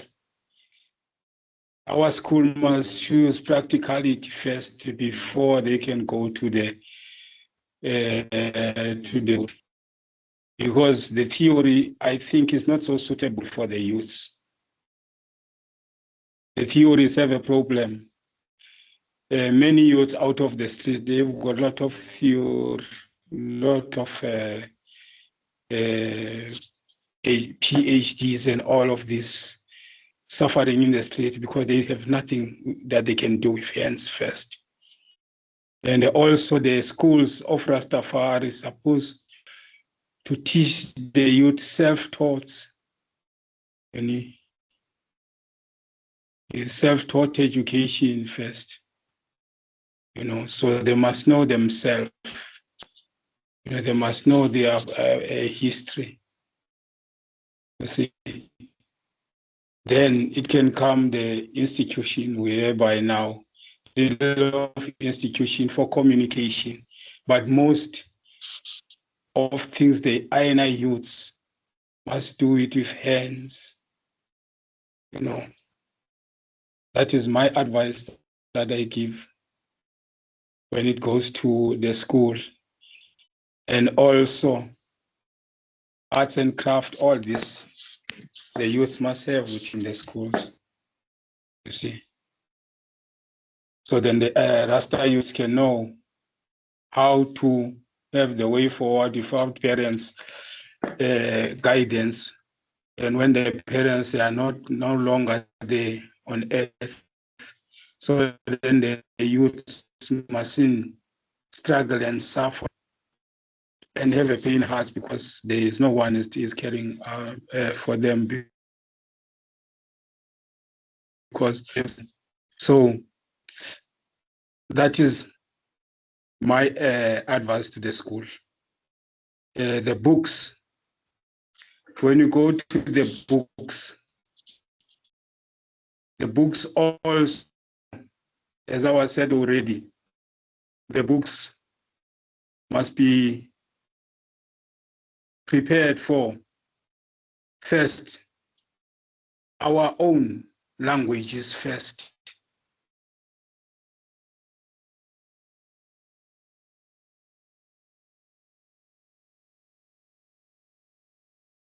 If we can, all African languages must be taught and must be written in books. See?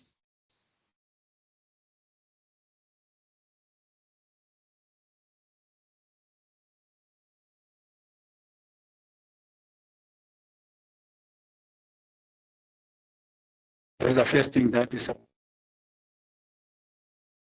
supposed to be done in books.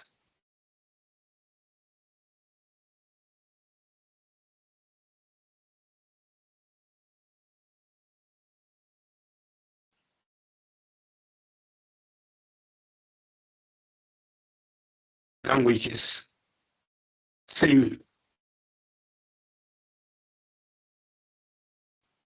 education, are supposed to be written in the same book.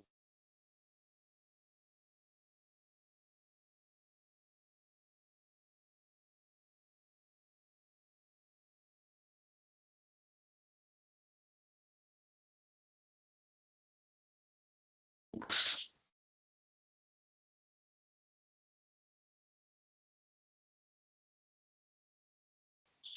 You know.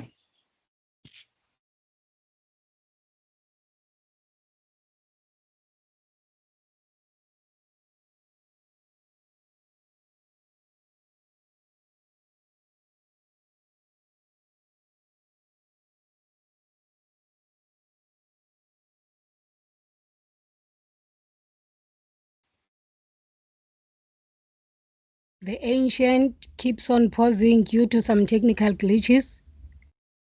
We will try to be patient with the ancient, Isis Elder Zim. I would also like to take this opportunity and acknowledge the presence of ancient Elder Jabulani and Papa Sandile on the. My apologies, It ancient Zim. mustn't be only for INI. These books must be an education that will be spread. If we can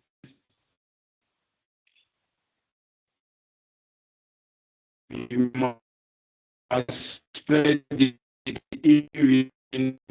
in those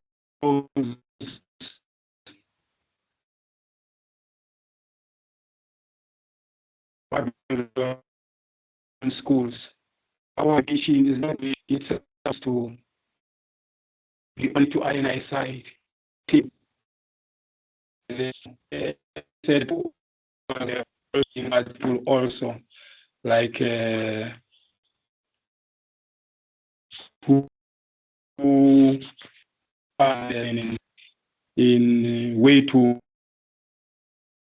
have machine to help with those kind of smaller Nyana centers for the education. Then also I think it will help INI youths. Those are closer also in the surrounding where maybe Ras Tafari youths are located within the ghettos, you see, and outside the private bases of Ras Tafari. Yes. And then university archives for research. Yes, we must have university archives. The same key, this is like this. This is in university archives. No. University archives. Yes, we have to have some university archive for research purposes. But also, we must monitor and just look which universities can do that for INI, not all of these universities, because what we found, there is a lot of research that is done by the scholars in the different universities with different ideas that is not suit our previous preserve INI heritage. So also INI must look at that and make sure that we know which university scholars can do the research for INI, and also that it must be monitored, and also it must be really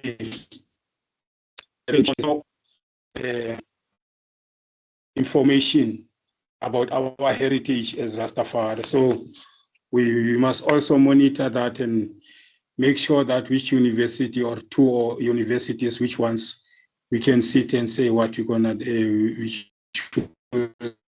them to do so for INI media.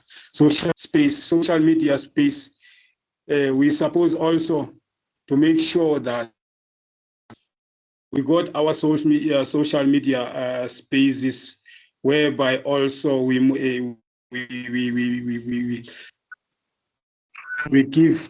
give the people opportunity for that, you know. Also from the same people or from the same researchers, so that or the media who can deal with the media. And then also we must also monitor them that they supposed to come with the right media, they come with the right, they come with the right information of the media. That is not a propaganda, and also that not undermine and estimate our heritage. Also, we must also look at that. I go now to this, the next one. I apologize, man, because I also did take very long, man. Please, ja people, because we nearly sleep also, you know. So now it's like the slide, they faster. You know. No, I Social media space, public participation. You see. Or yeah, the use of technology to achieve public participations. Social media public participation, I think it's also good. It's very important that we must have a public participation of the media. So then where we are, then we socialize also with the information you see in public. But also we must know what we keep in the media in public, you see, because also it can be another vital thing if we can keep the media in this public space that is not so healthy. So that also will we're supposed to look at that. You see, that media participation in public, because no matter we do this thing in public, we must know what we are doing in public. We must really focus to the right things when we have media in those public spaces. Maybe we do those public demonstrations and all of this. You see, in those participations, if the people educate them in public. So we must make sure that we make a collective thing, and public a collective thing that is go out within the public. You see, not others say that and others say this. So also, I think if you're gonna do this kind of social media, public spaces, participations, we must also have people that we also give them workshops to do this before it's happened outside. I give thanks. Electronic and audio books, documentaries. I think electric and audio books, we're supposed to allow them, because electronic, I think, and audio books, they are important things for us, because electronic can spread things very, very far.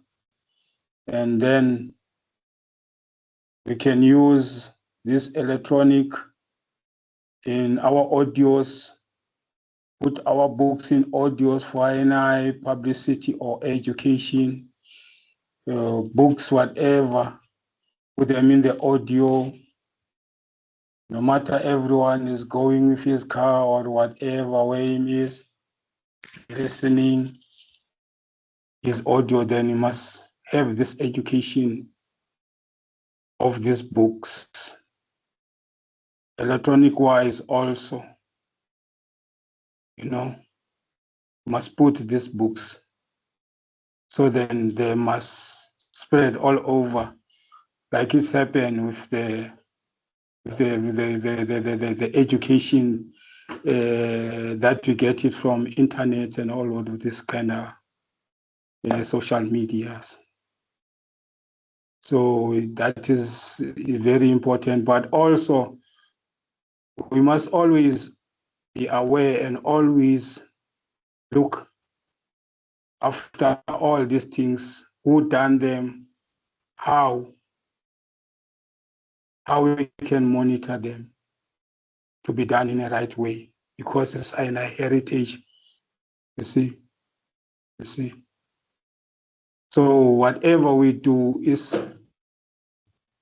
INI heritage. Information that we keep is INI heritage still, because they are out of INI heritage. So movies must make like what they call it as the cartoons. Again.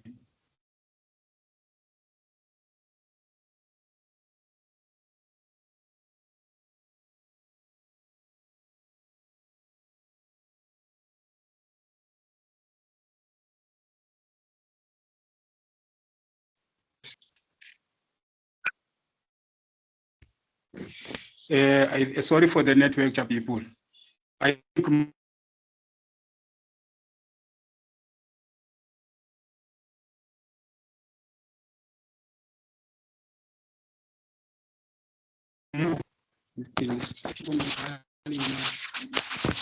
so we can make things like cartoons for movies and movies that they are real. And movies that they are real, like movies that we watch on the TV and all of this, you know. That also spread the heritage, or they spread the history, whatever, of Rastafari. You know. So then the youth also can have cartoons. As they do, they look cartoons, they look the elders and stars within the cartoons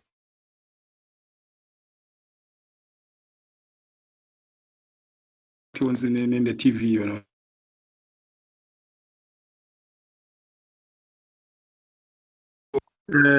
Global achievement. So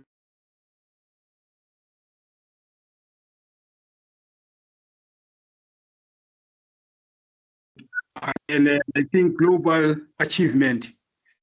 Global, we did make achievement inside of technology achievement. I think why I say like that, because we have a way now to use technologies in order to further our reasonings or our meetings, everything through technology, which means a global achievement, but it's not for us, which means we're supposed to have our global achievement archives and technology, you see. So our archives, we must think where we're supposed to build our archive for INI information also. You see, we must know where to. This INI also go sit and try to look at it, where we're gonna build our archives as a global sector for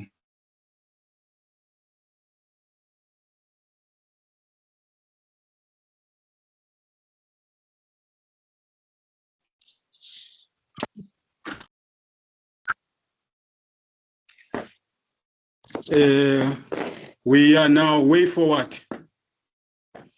Rastafari scholars must research correct information. Incorrect information misleading the public. Archives must be centralized in one place. As we said before, I think this is the way forward. as you already been said. See, that Ras Tafari scholars must research correct information, and incorrect information mislead the public. Archives must be centralized strictly in one place. It's where we must sit and find where to really keep our archives, you see. Global gatherings of Ras Tafari to conclude, to consolidate INI story. Digital must be monitored closely. As we said already, all this, we already passed them. We said it all is only the way forward now we're supposed to look. How we can maybe sit as a global members of Ras Tafari and then try to set up all this, what we are talking about here, about this heritage of INI. So lastly, I would like to advise INI that INI must have that kind of global gathering for INI so that INI must really sit and make sure we reason with all of this reason with all of this reasoning that we are busy we are reasoning about, I give thanks for INI. Rastafari guide and bless. Isis Ancient. I would like to take this opportunity and acknowledge the presence of Ancient Jabulani and Baba Sandile on the platform. Ancient Zim, your presentation was a great starting point, my Ancient. Ancient Zimbabwe touched base on the history and how the elders started trotting during the apartheid era, where the ancients were going through brutalization by the uniform of brutality.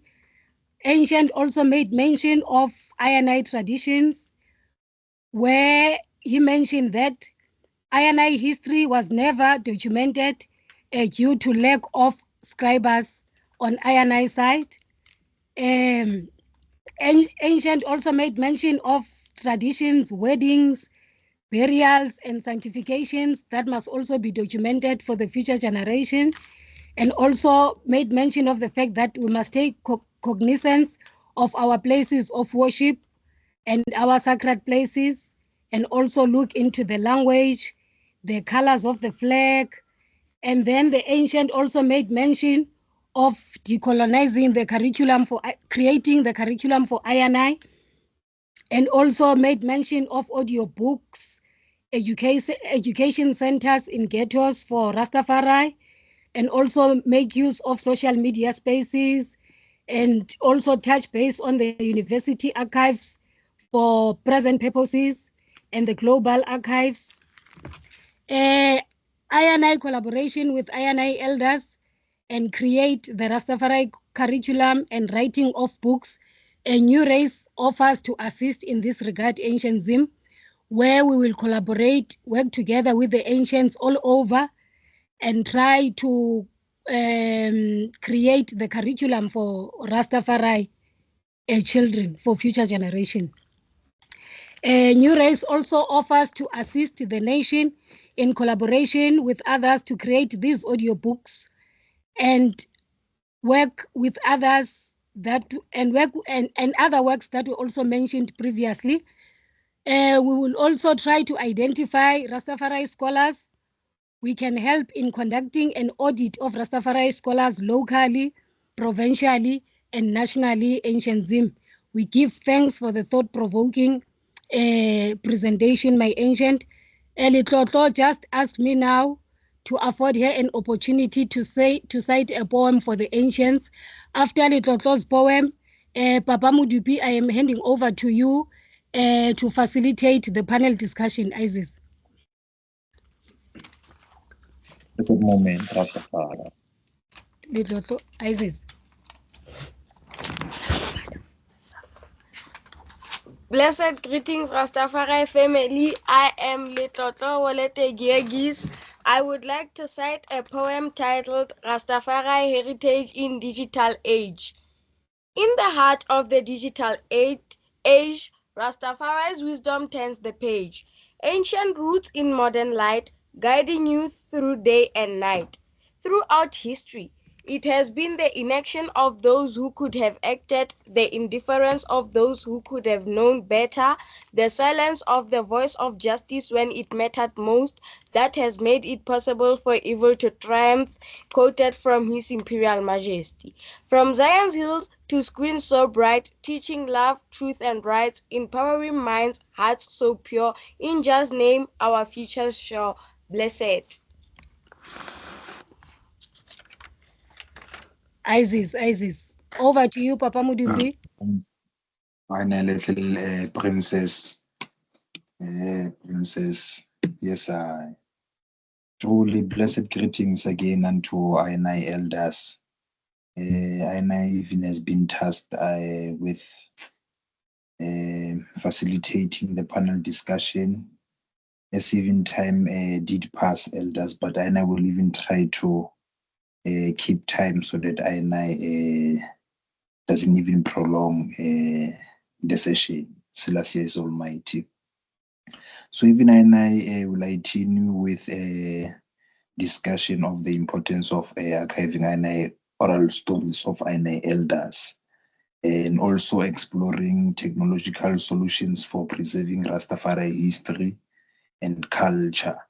As it is open unto the ground to even discuss this one, I also has been inspired also by Elder Ras Flaco across the years, using the Wise Mind publications to also spread the word, sound, and power of the elders, the likes of the late or the early Elder Ras Papa Young Fall and the elders Bongo Isaac. I knew the elders just from hearing the word, sound, and power from INI archives of INI Eldaras Flaco. So such mediums are good for INI to store even in such YouTube platforms for INI younger generations to also explore such sessions that have been captured. So even INI, it has been a call to INI Yaso in Azania. I know a few youths who are into media, the likes of Rasta Radibulelo from Velcom there. I know my brother has studied journalism, but now it has been a problem for a brother to continue via the likes of working in media because of what you call it, a criminal charge that was laid upon the brother because of ganja. So it has also been a nice struggle as Rastafari to also professionalize myself, also being concerning, keeping concern of such charges that was being inflicted upon I. So those are some of the brothers that I know that are still into journalism and also into archiving I story. So I don't know unto the elders, is there some of the elders who would maybe want to drop a sound regarding these two key points before I also explore the next point, point number 10. Give thanks, elders. Rastafari is Almighty. Sister Getami.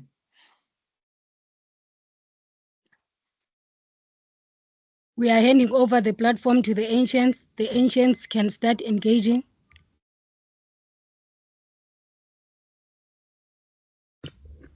Or the first question is to my ancients, to all the speakers.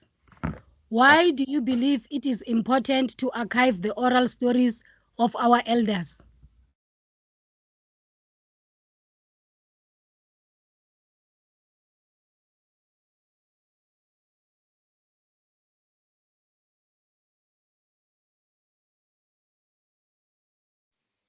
Network problem.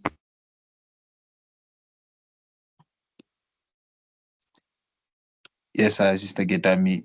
Are you posing the question onto the platform in general? Because I hear Papa Zim saying he has network problems. Rastafari. Yes, I.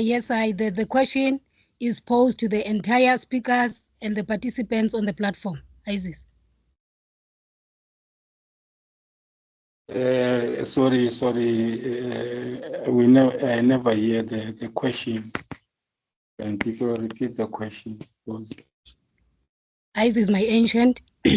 Or the question was, why do you believe it is important to archive the oral stories of our elders?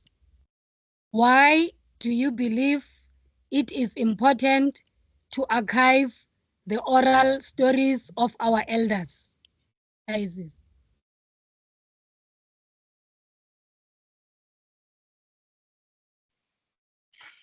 I think what is important for the archive of INI elders is our foundation, as I said.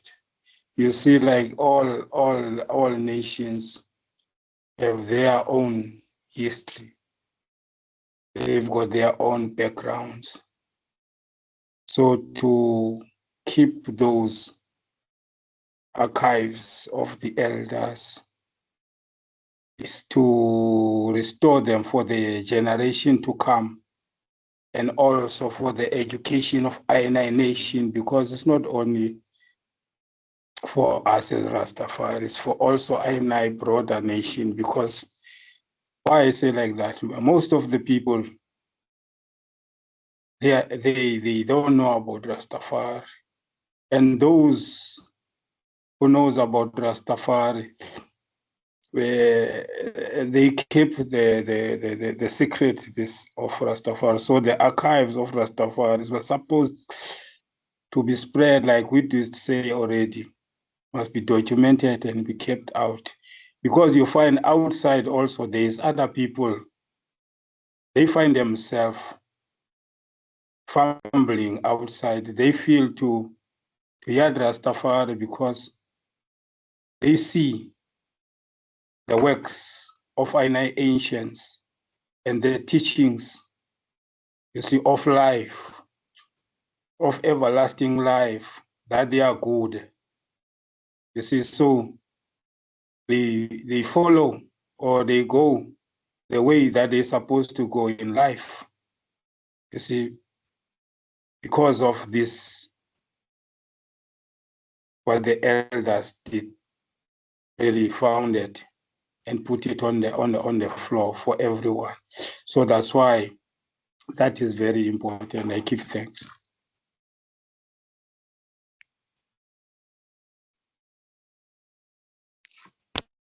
Ancient Flago. Give thanks, Ancient Zim. Yes, I.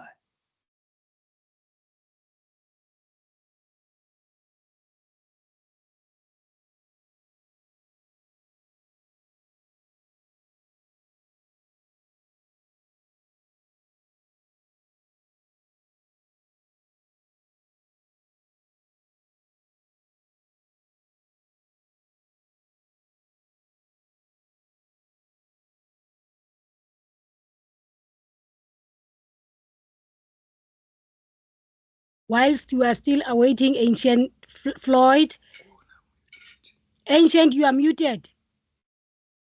Ancient Floyd, you are muted.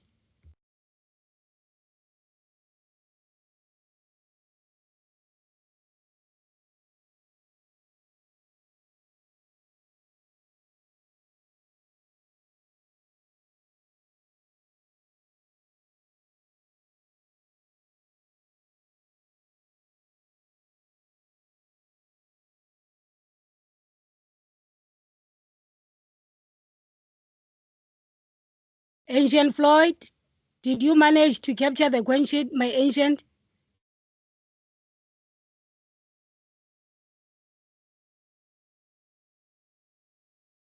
Ancient Floyd?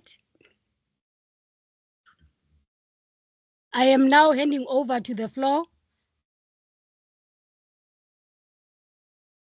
Yes, Ancient Papa I think the elder is having also some problems there with some audios. But even I just to drop a sound, I think it's important also, Mama Ketami, even such previous advancements of the NRC to digitalize also some of the presentations. It is a good move, as we know that INI is moving into the digital age. So to archive INI story digitally, it is also paramount in such times, as Majesty also taught INI to use such technological facilities to the best of INI advantage. Also coming to global engagement, it is of integral importance for INI to document INI story digitally, like so that certain information, for example, can be shared amongst INI, where INI cannot go physically to learn, for instance, of a particular subject concerning even Rastafari history. So we give thanks even for elders dropping a sound even on audiobooks, the likes of Papa Zim, even the videos of oral accounts or video accounts of different elders. They can even help. I even liked to mention my brother Ras Bulelo. He's one of the brothers whom I know is in media there, and previously we did reason about this thing. My brother is interested on taking different oral accounts of INI elders from different parts of Azania. Ever since my brother, we are still together here in Azania to document INI story. It is important thus far. Even such engagements, they even strengthen INI future endeavors. Even the elders Ayaso, the likes of Papa Elder Zimbabwe, to also give strength and also with sound and power, so that such drives can gain momentum. Rastafari is Almighty, and I give thanks.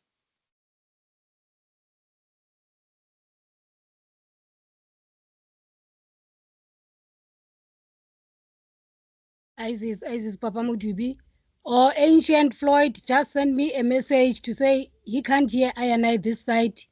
I don't know. It seems as if he's also experiencing some technical glitches, just like the other presenters. But I am now also opening the floor to the participants. Over to you, Papa Mudubi.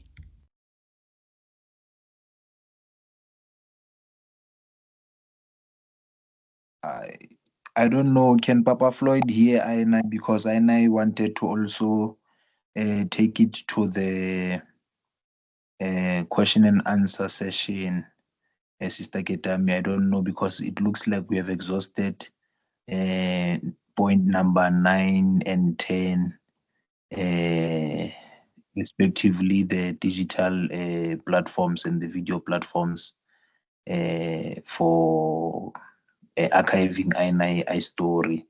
It looks like it's there by the question and answer session. So I don't know if Papa Floyd can hear, can INI, so that INI can maybe ask questions from the first speakers and to the last speakers. Give thanks.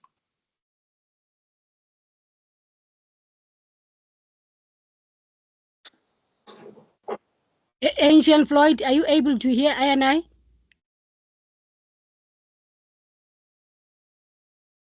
Ancient Floyd?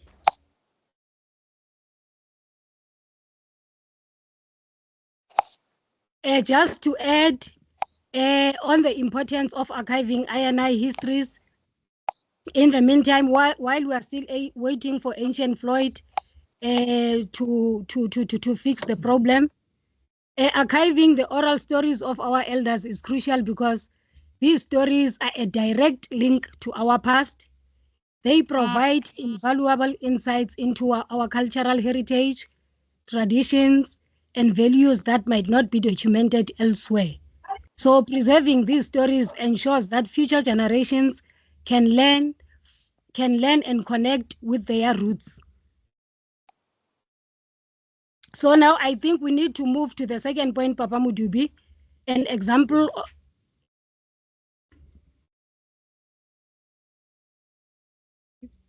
Network problems on my side.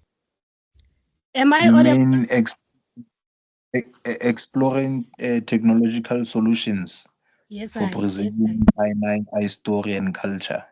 Yes, I. True that. Even as I did mention, platforms such as YouTube, YouTube TVs, they do also provide solutions for to preserve I story, because I can always record a video like this one of Zoom or Teams and upload it there for the ones who were not present to engage it, and then archive it for themselves, those who are even on the digital space. So I also can focus on selling. I don't know if we are still in that age, but normally in the past there would be video presentations, and then once would just sell DVDs of such, or even send videos of such, because they are lectures, some of them. I know there would be the Ras of Welcome. They would go to the college there, and then I know some elders would give presentations there, and then once can take such a presentation and maybe share it via DVDs, or share it also there on YouTube, or via different platforms such as YouTube, or Facebook Live even. So those are such platforms that I can use to create platforms, so that I can create such awareness for INI culture even in such platforms. Rastafari. We are now affording the opportunity to the audience. Elder Ras Jabulani is on the platform. Papa Sandile is also on the platform. Baba Morris is also on the platform. Ancient Zim is currently present. Ancient Floyd, I don't know if the ancient is able to hear us now. If the ancients have anything to add on the importance of archiving oral stories of INI, now the platform is open.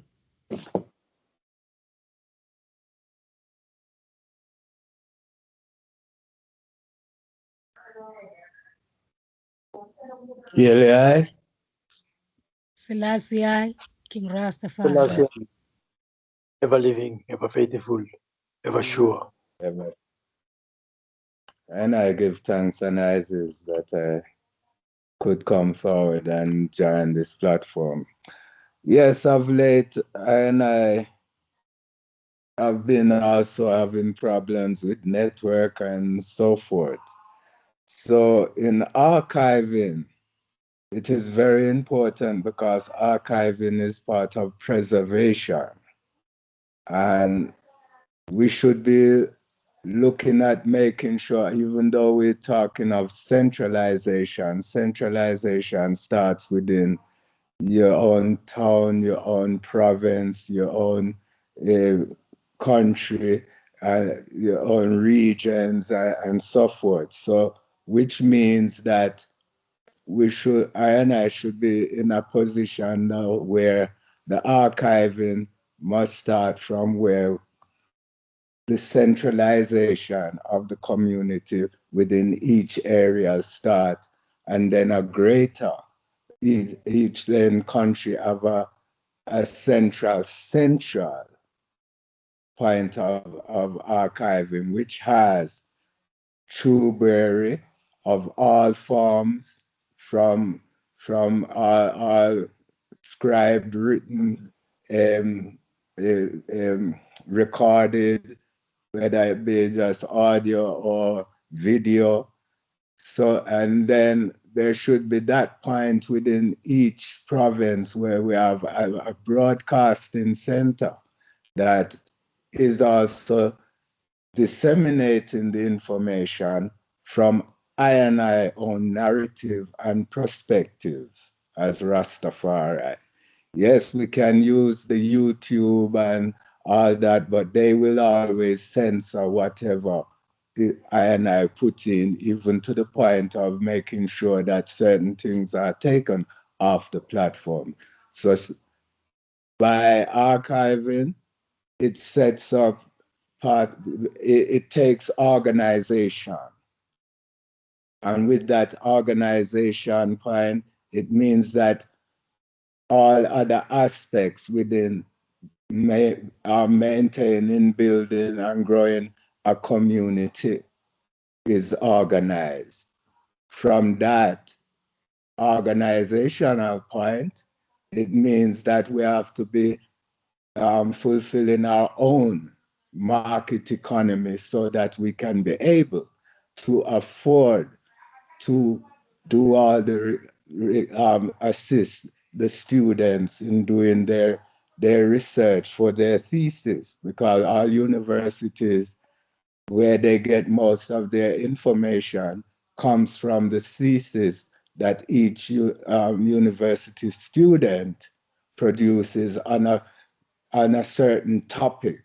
Now, while Sinai then is in that position of creating and building our own universities, and we can't do that before we build the kindergarten and the schools and the colleges to come to that universal teaching, learning. So whilst we're talking of archiving, it means being organized to know what we are archiving, right? Of members of our communities, right? And knowing that certain ones will be of greater interest to ones and ones globally. So you see, that is the greater point of the importance of archiving, because archiving brings organization, centralization, and it's how we disseminate the information to grow knowledge and understanding of I and myself and the universe. I give thanks.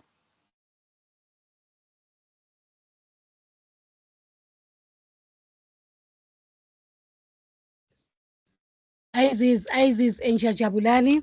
The ancient touch upon some very vital aspects there, that each province must establish a broadcast. We need to centralize, organize, and come up with ways of how to maintain these platforms, and that the elder is also offering to assist students in conducting their research on Rastafari, and that we must also focus on building our own universities. Those were very vital points, my ancient. Isis for the contribution. I am now going to afford Papa Sandile the opportunity to be on the platform.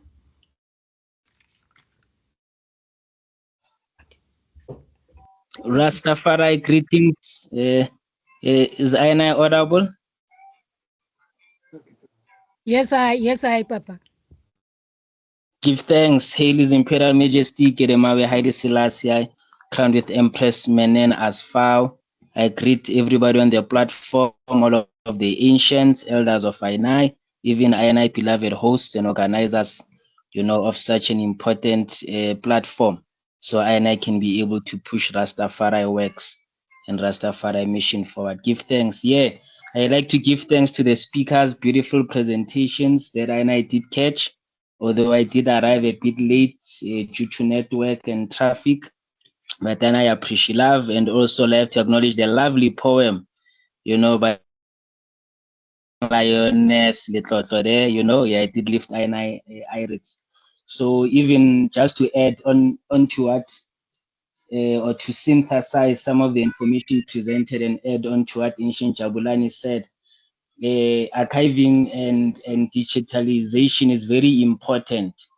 And I think we can take it by also creating unique Rastafari platforms, which we could have better control and we can monitor according to our own Rastafari standards, so that our freedom is not limited, as opposed to using Facebook and YouTube and Vimeo and all of these other platforms. There is a limitation. So, and I should look at developing the infrastructure for our digitalization, so the education and development will always be the bedrock of what I do, and I building forward. That means upskilling and educating the youths, from an IT information technology perspective, how to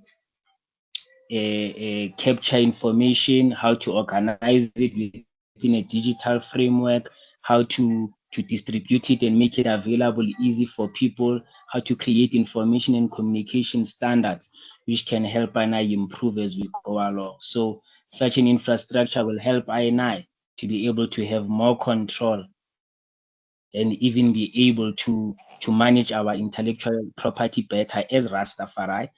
Because I think that there are many examples where ones will use, or Babylon in particular will use Rastafari image or dreadlocks, without INI permission. So that's an alert to INI that we need to organize our IP better, and also understand that going into the digital age, public relations is very important, because you are dealing with a lot of people in a instantaneously, the world is now a village.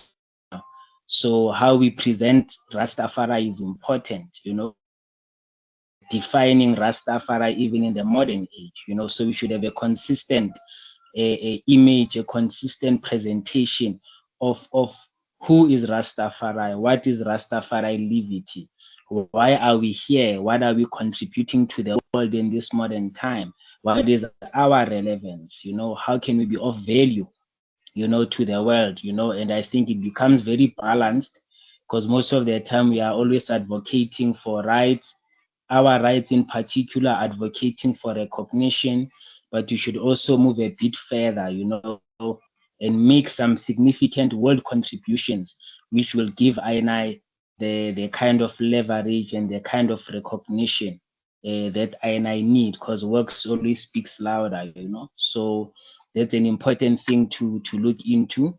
And I think a good departure will be starting with history. I know Elder Elfire is busy with the history of Rastafari in South Africa. He's currently writing a book, and we're also working with him in terms of the Rastafari Heritage and Tourism Desk in SA to be able to link up also other academics. I know we have Rasta Unity as well. We are linking up other academics to form the first Rastafari journal, so that we can be able to record INI journey and be able to put things into perspective. Most of INI history is written by non-Rasta, but we have the likes of Elder Jalani from the University of West Indies, among others, who are making strides in terms of making sure that the Rastafari voice is heard in the academic ranks, So truly, digitalization needs INI to have good infrastructure from IT. It needs INI to have a good public relations strategy as well. And we need a better centralization in terms of grouping all Rastafari media, starting with existing Rastafari outlets and media, and railing them around one particular mission, one particular vision, of spreading the word of Rastafari, of giving a particular impression or a particular message of Rastafari that is coherent, and from this starting point, and now we are able to also successfully dispute or successfully disprove other renditions of Rastafari you may find on the media, which might not be true. So For example, if you look at INI in SA, you also have the Rastafari Nation Council. A challenge was coming to say there was a bill that was being proposed for Rastafari and what were our thoughts. Social media was a very good platform, you know, and the importance of having a website which is under development, because we linked with the EWF and they were willing even to put our cause on their website, you know, using digital platforms to spread our concerns so we have support from the broader Rastafari community, you know. So digitalization can help spread the message instantly to others and really ones around one cause, regardless of where they are. And I think it's important someone wants to know something credible or wants to know how do Rastafari think on a particular subject or what is their stance on a particular event. They should be able to go to a particular portal where they know that this portal is vetted, this portal is approved, and can give a true, you know, and verified sense of what do Rastas say about a particular subject and where do Rastas stand on particular world events and activities which affect Africans and the rest of humanity. I give thanks, Rastafari. Blessed moment, Aina Rasandile. Mama Ketami, is Aina still upon point number 10, digital and the online platforms for storytelling? Because Yes, I I, checked. yes, Yes, I it's think still we must. open. Sorry. You may continue, Papa Marvin. I was saying it's still open even onto the platform, onto the ground, for anyone who might maybe want to drop a sound Yes, before I start. I think we must now be flexible due to these technical glitches that some of our speakers are going through, Papa Marvin. Let's open the floor for everyone to engage. Anything that the audience want to contribute is highly welcome. Can Ancient Floyd hear I and I now? Okay, going back to what Papa Sandile just presented, just a little recap. Papa Sandile mentioned the fact that it is very important for I&I in this digital age to take cognizance of public relations and also presenting I&I in the public is also very vital. You also mentioned the fact that Papa Elfi is currently busy with documenting I&I history in Azania. I think we'll also be in contact with the ancient. You also made mention of Rastafari Tourism Desk. Even though we don't have much information on that, maybe on the second session, the brother will elaborate more. You also made mention of digitalization that helps to archive challenges that other hydrants are going through in their countries as well. Isis, Papa Sandile, we give thanks for the vital contributions. I just wanted to check with Ancient Floyd. Ancient, can you hear? He just sent me a message now. He's saying he can't hear anything. I don't know what is happening with the mic of the Ancient. But Baba Maurice, do you have anything to say?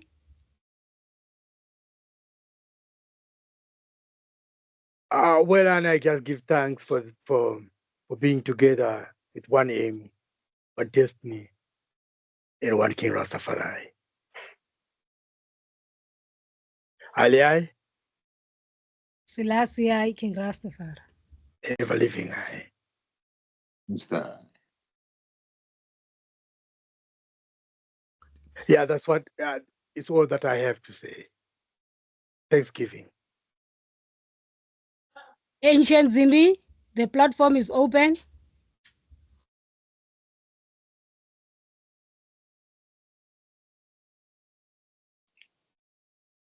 Is it for me, Mother Ketani? Yes, I Ancient. If the Ancient has any additions or any comment. Mother Ketani, I got some just what I can say in advice, if you will be taken, you see, when we talk about collecting the archives of INI history, you see, then my suggestion is that, you see, problem, you see, this thing has got, you see, the ancients are the custodian of this movement, So when you collect the archives of the history of INI, for me, what I suggest is that not one man can write the history of us. It can work like that. The ones can be given authority in order to write the history that is gathered from the collective, which means to all the resources of the information, to all provinces, the elders are the resources of the information of Rastafari, whereby one man that is going to stand and document those works. It must not be a conflict of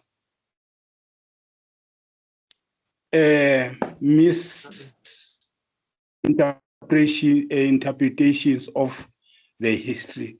Maybe one man did forget another part of the history that is there for INI. You see, so for me, I really advise that the elders to all these provinces, as Elder Trevor also was, say that these archives, they need a solid history that never can be shaken or been undermined or can be questioned by anyone. So to do that is to solve such kind of problems, because one man cannot say he can write the whole history of INI in the province, because some of maybe part of the history he can forget. So it's good that people must help each other. No matter if one will document it, but it must be a collective document. I give thanks.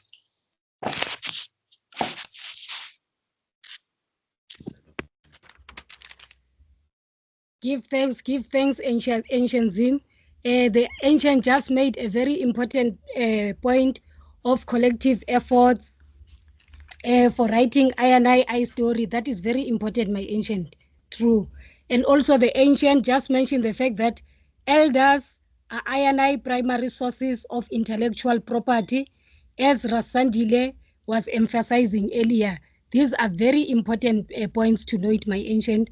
I am now going to hand over to Papa Marvin. Papa Floyd is still experiencing some mic problem. I don't know what is happening. I'm going to ask the ancient to send me a voice recording. Maybe I will share it on the platform if the time allows. Papa Marvin. I Sister Kitami. And I will just ask a few questions that I just prepared from the presentations of the elders. Not a lot to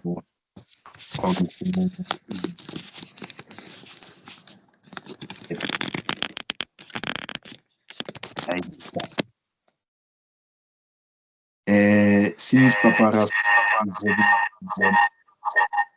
I would love to ask a question unto Zimbabwe.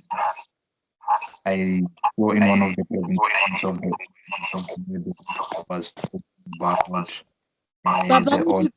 may I interject the eye? Yes, madam. The eye is supposed to give a vote of thanks, and the line of the is terrible. Sorry, closing statements, Papa. You meant to say closing statements? Don't know, but the network is giving us challenges. it seems.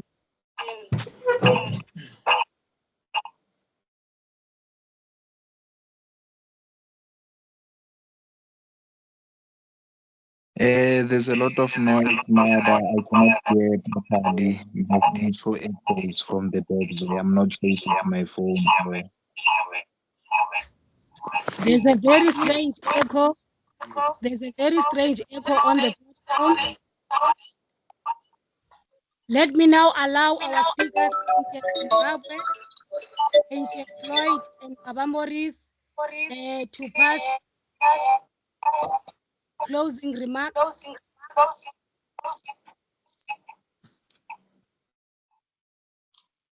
Sorry, Messi, I love it, host. Can I just request Ancient Flaco maybe to mute one of his mics? Because two mics open is creating feedbacks on INI side. Respectfully give thanks.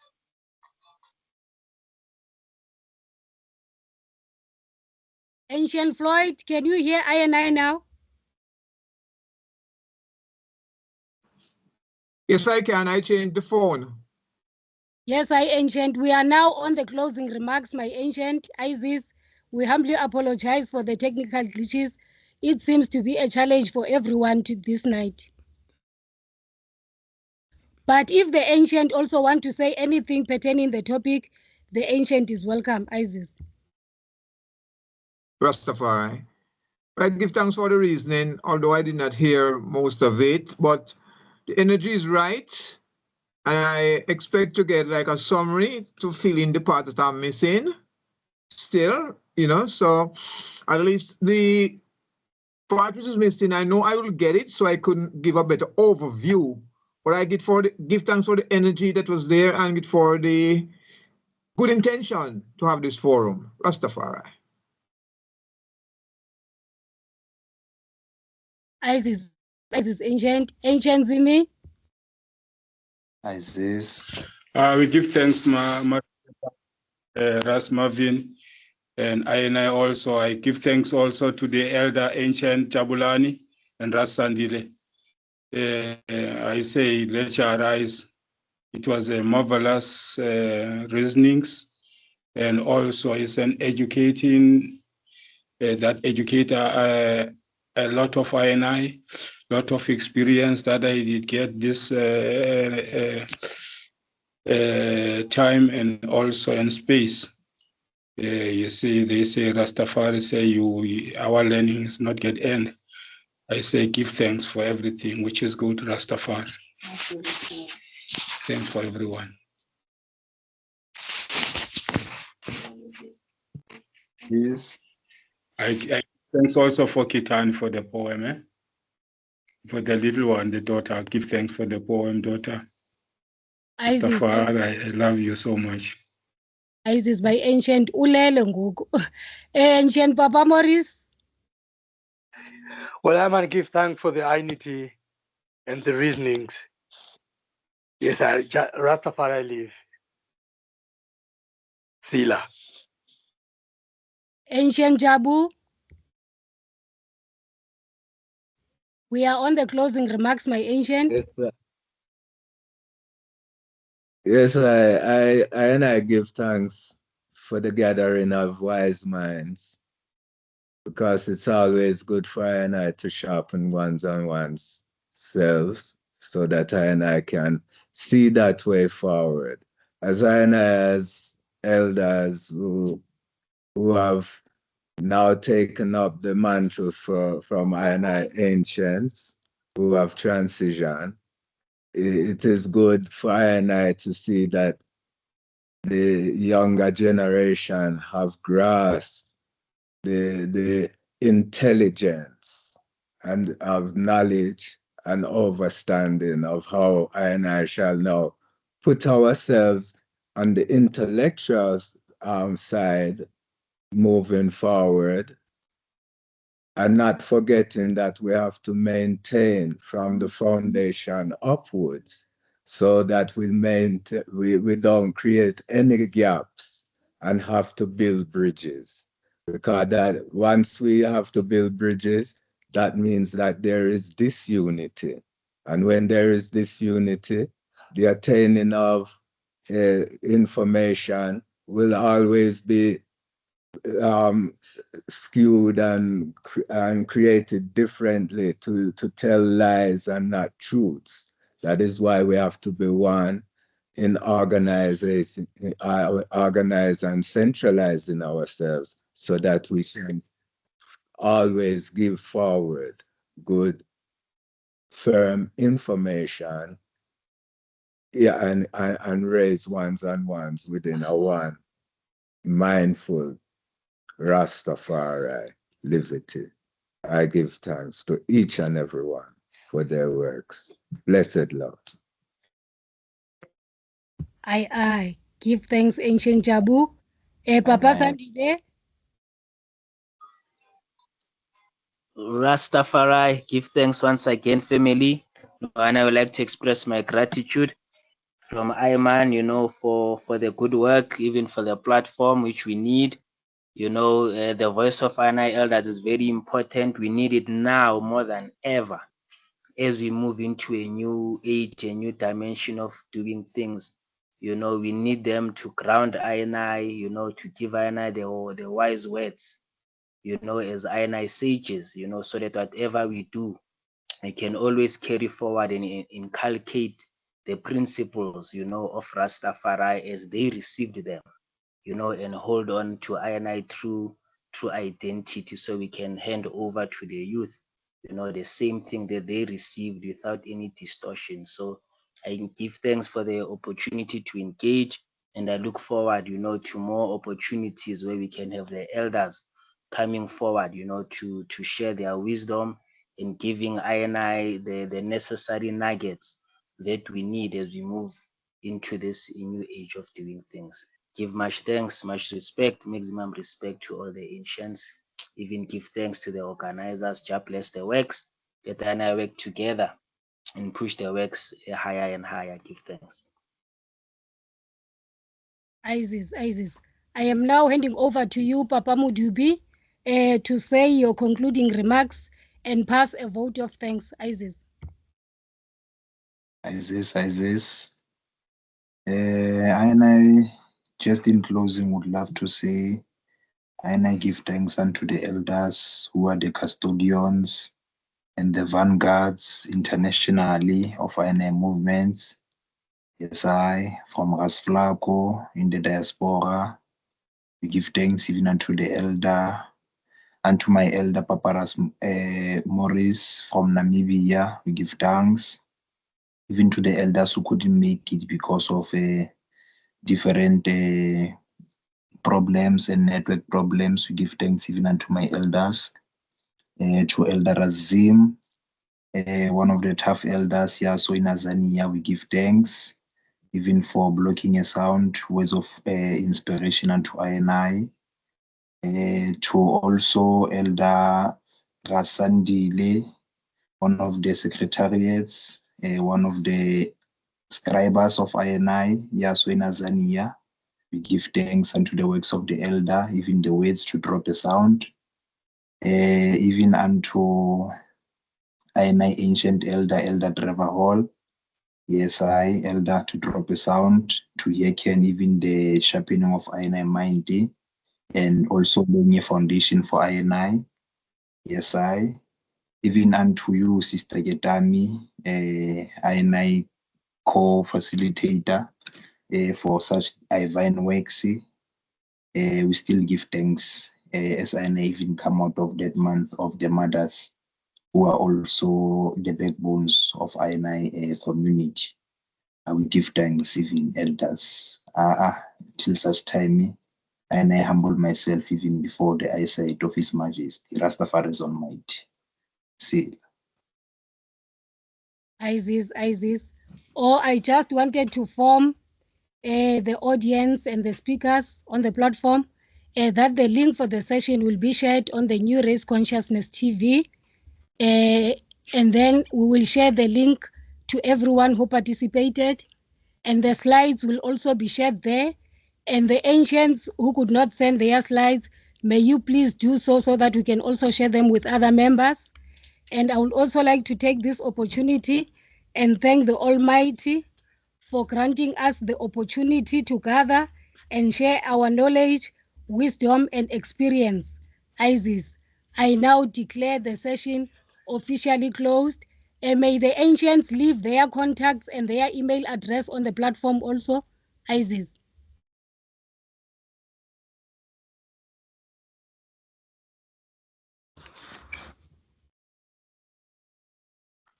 Isaac. Give thanks, Uh, Rastafari. Yes, I think it's 068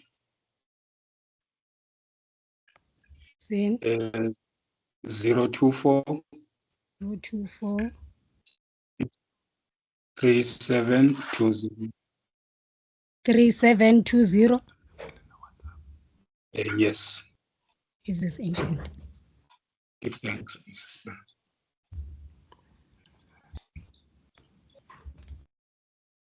The number ancient?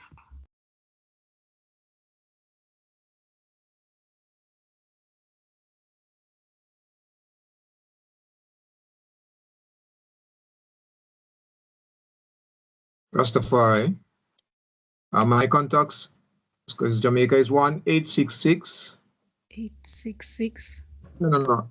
876 area code, then 866-7465. And then could I give my email also? Yes, I ancient. rasflako@gmail.com. Isis, my ancient gmail.com. Rastafari.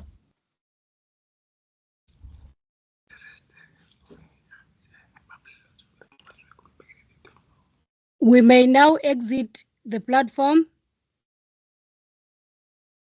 Isis, my ancients. Isis, go up itinerally. Most High. Have a blessed night. We love you in Azania. Rastafari. Rastafari. Give thanks. Rastafari. See you. Give thanks. Yes, And Rastafari. Blessed love.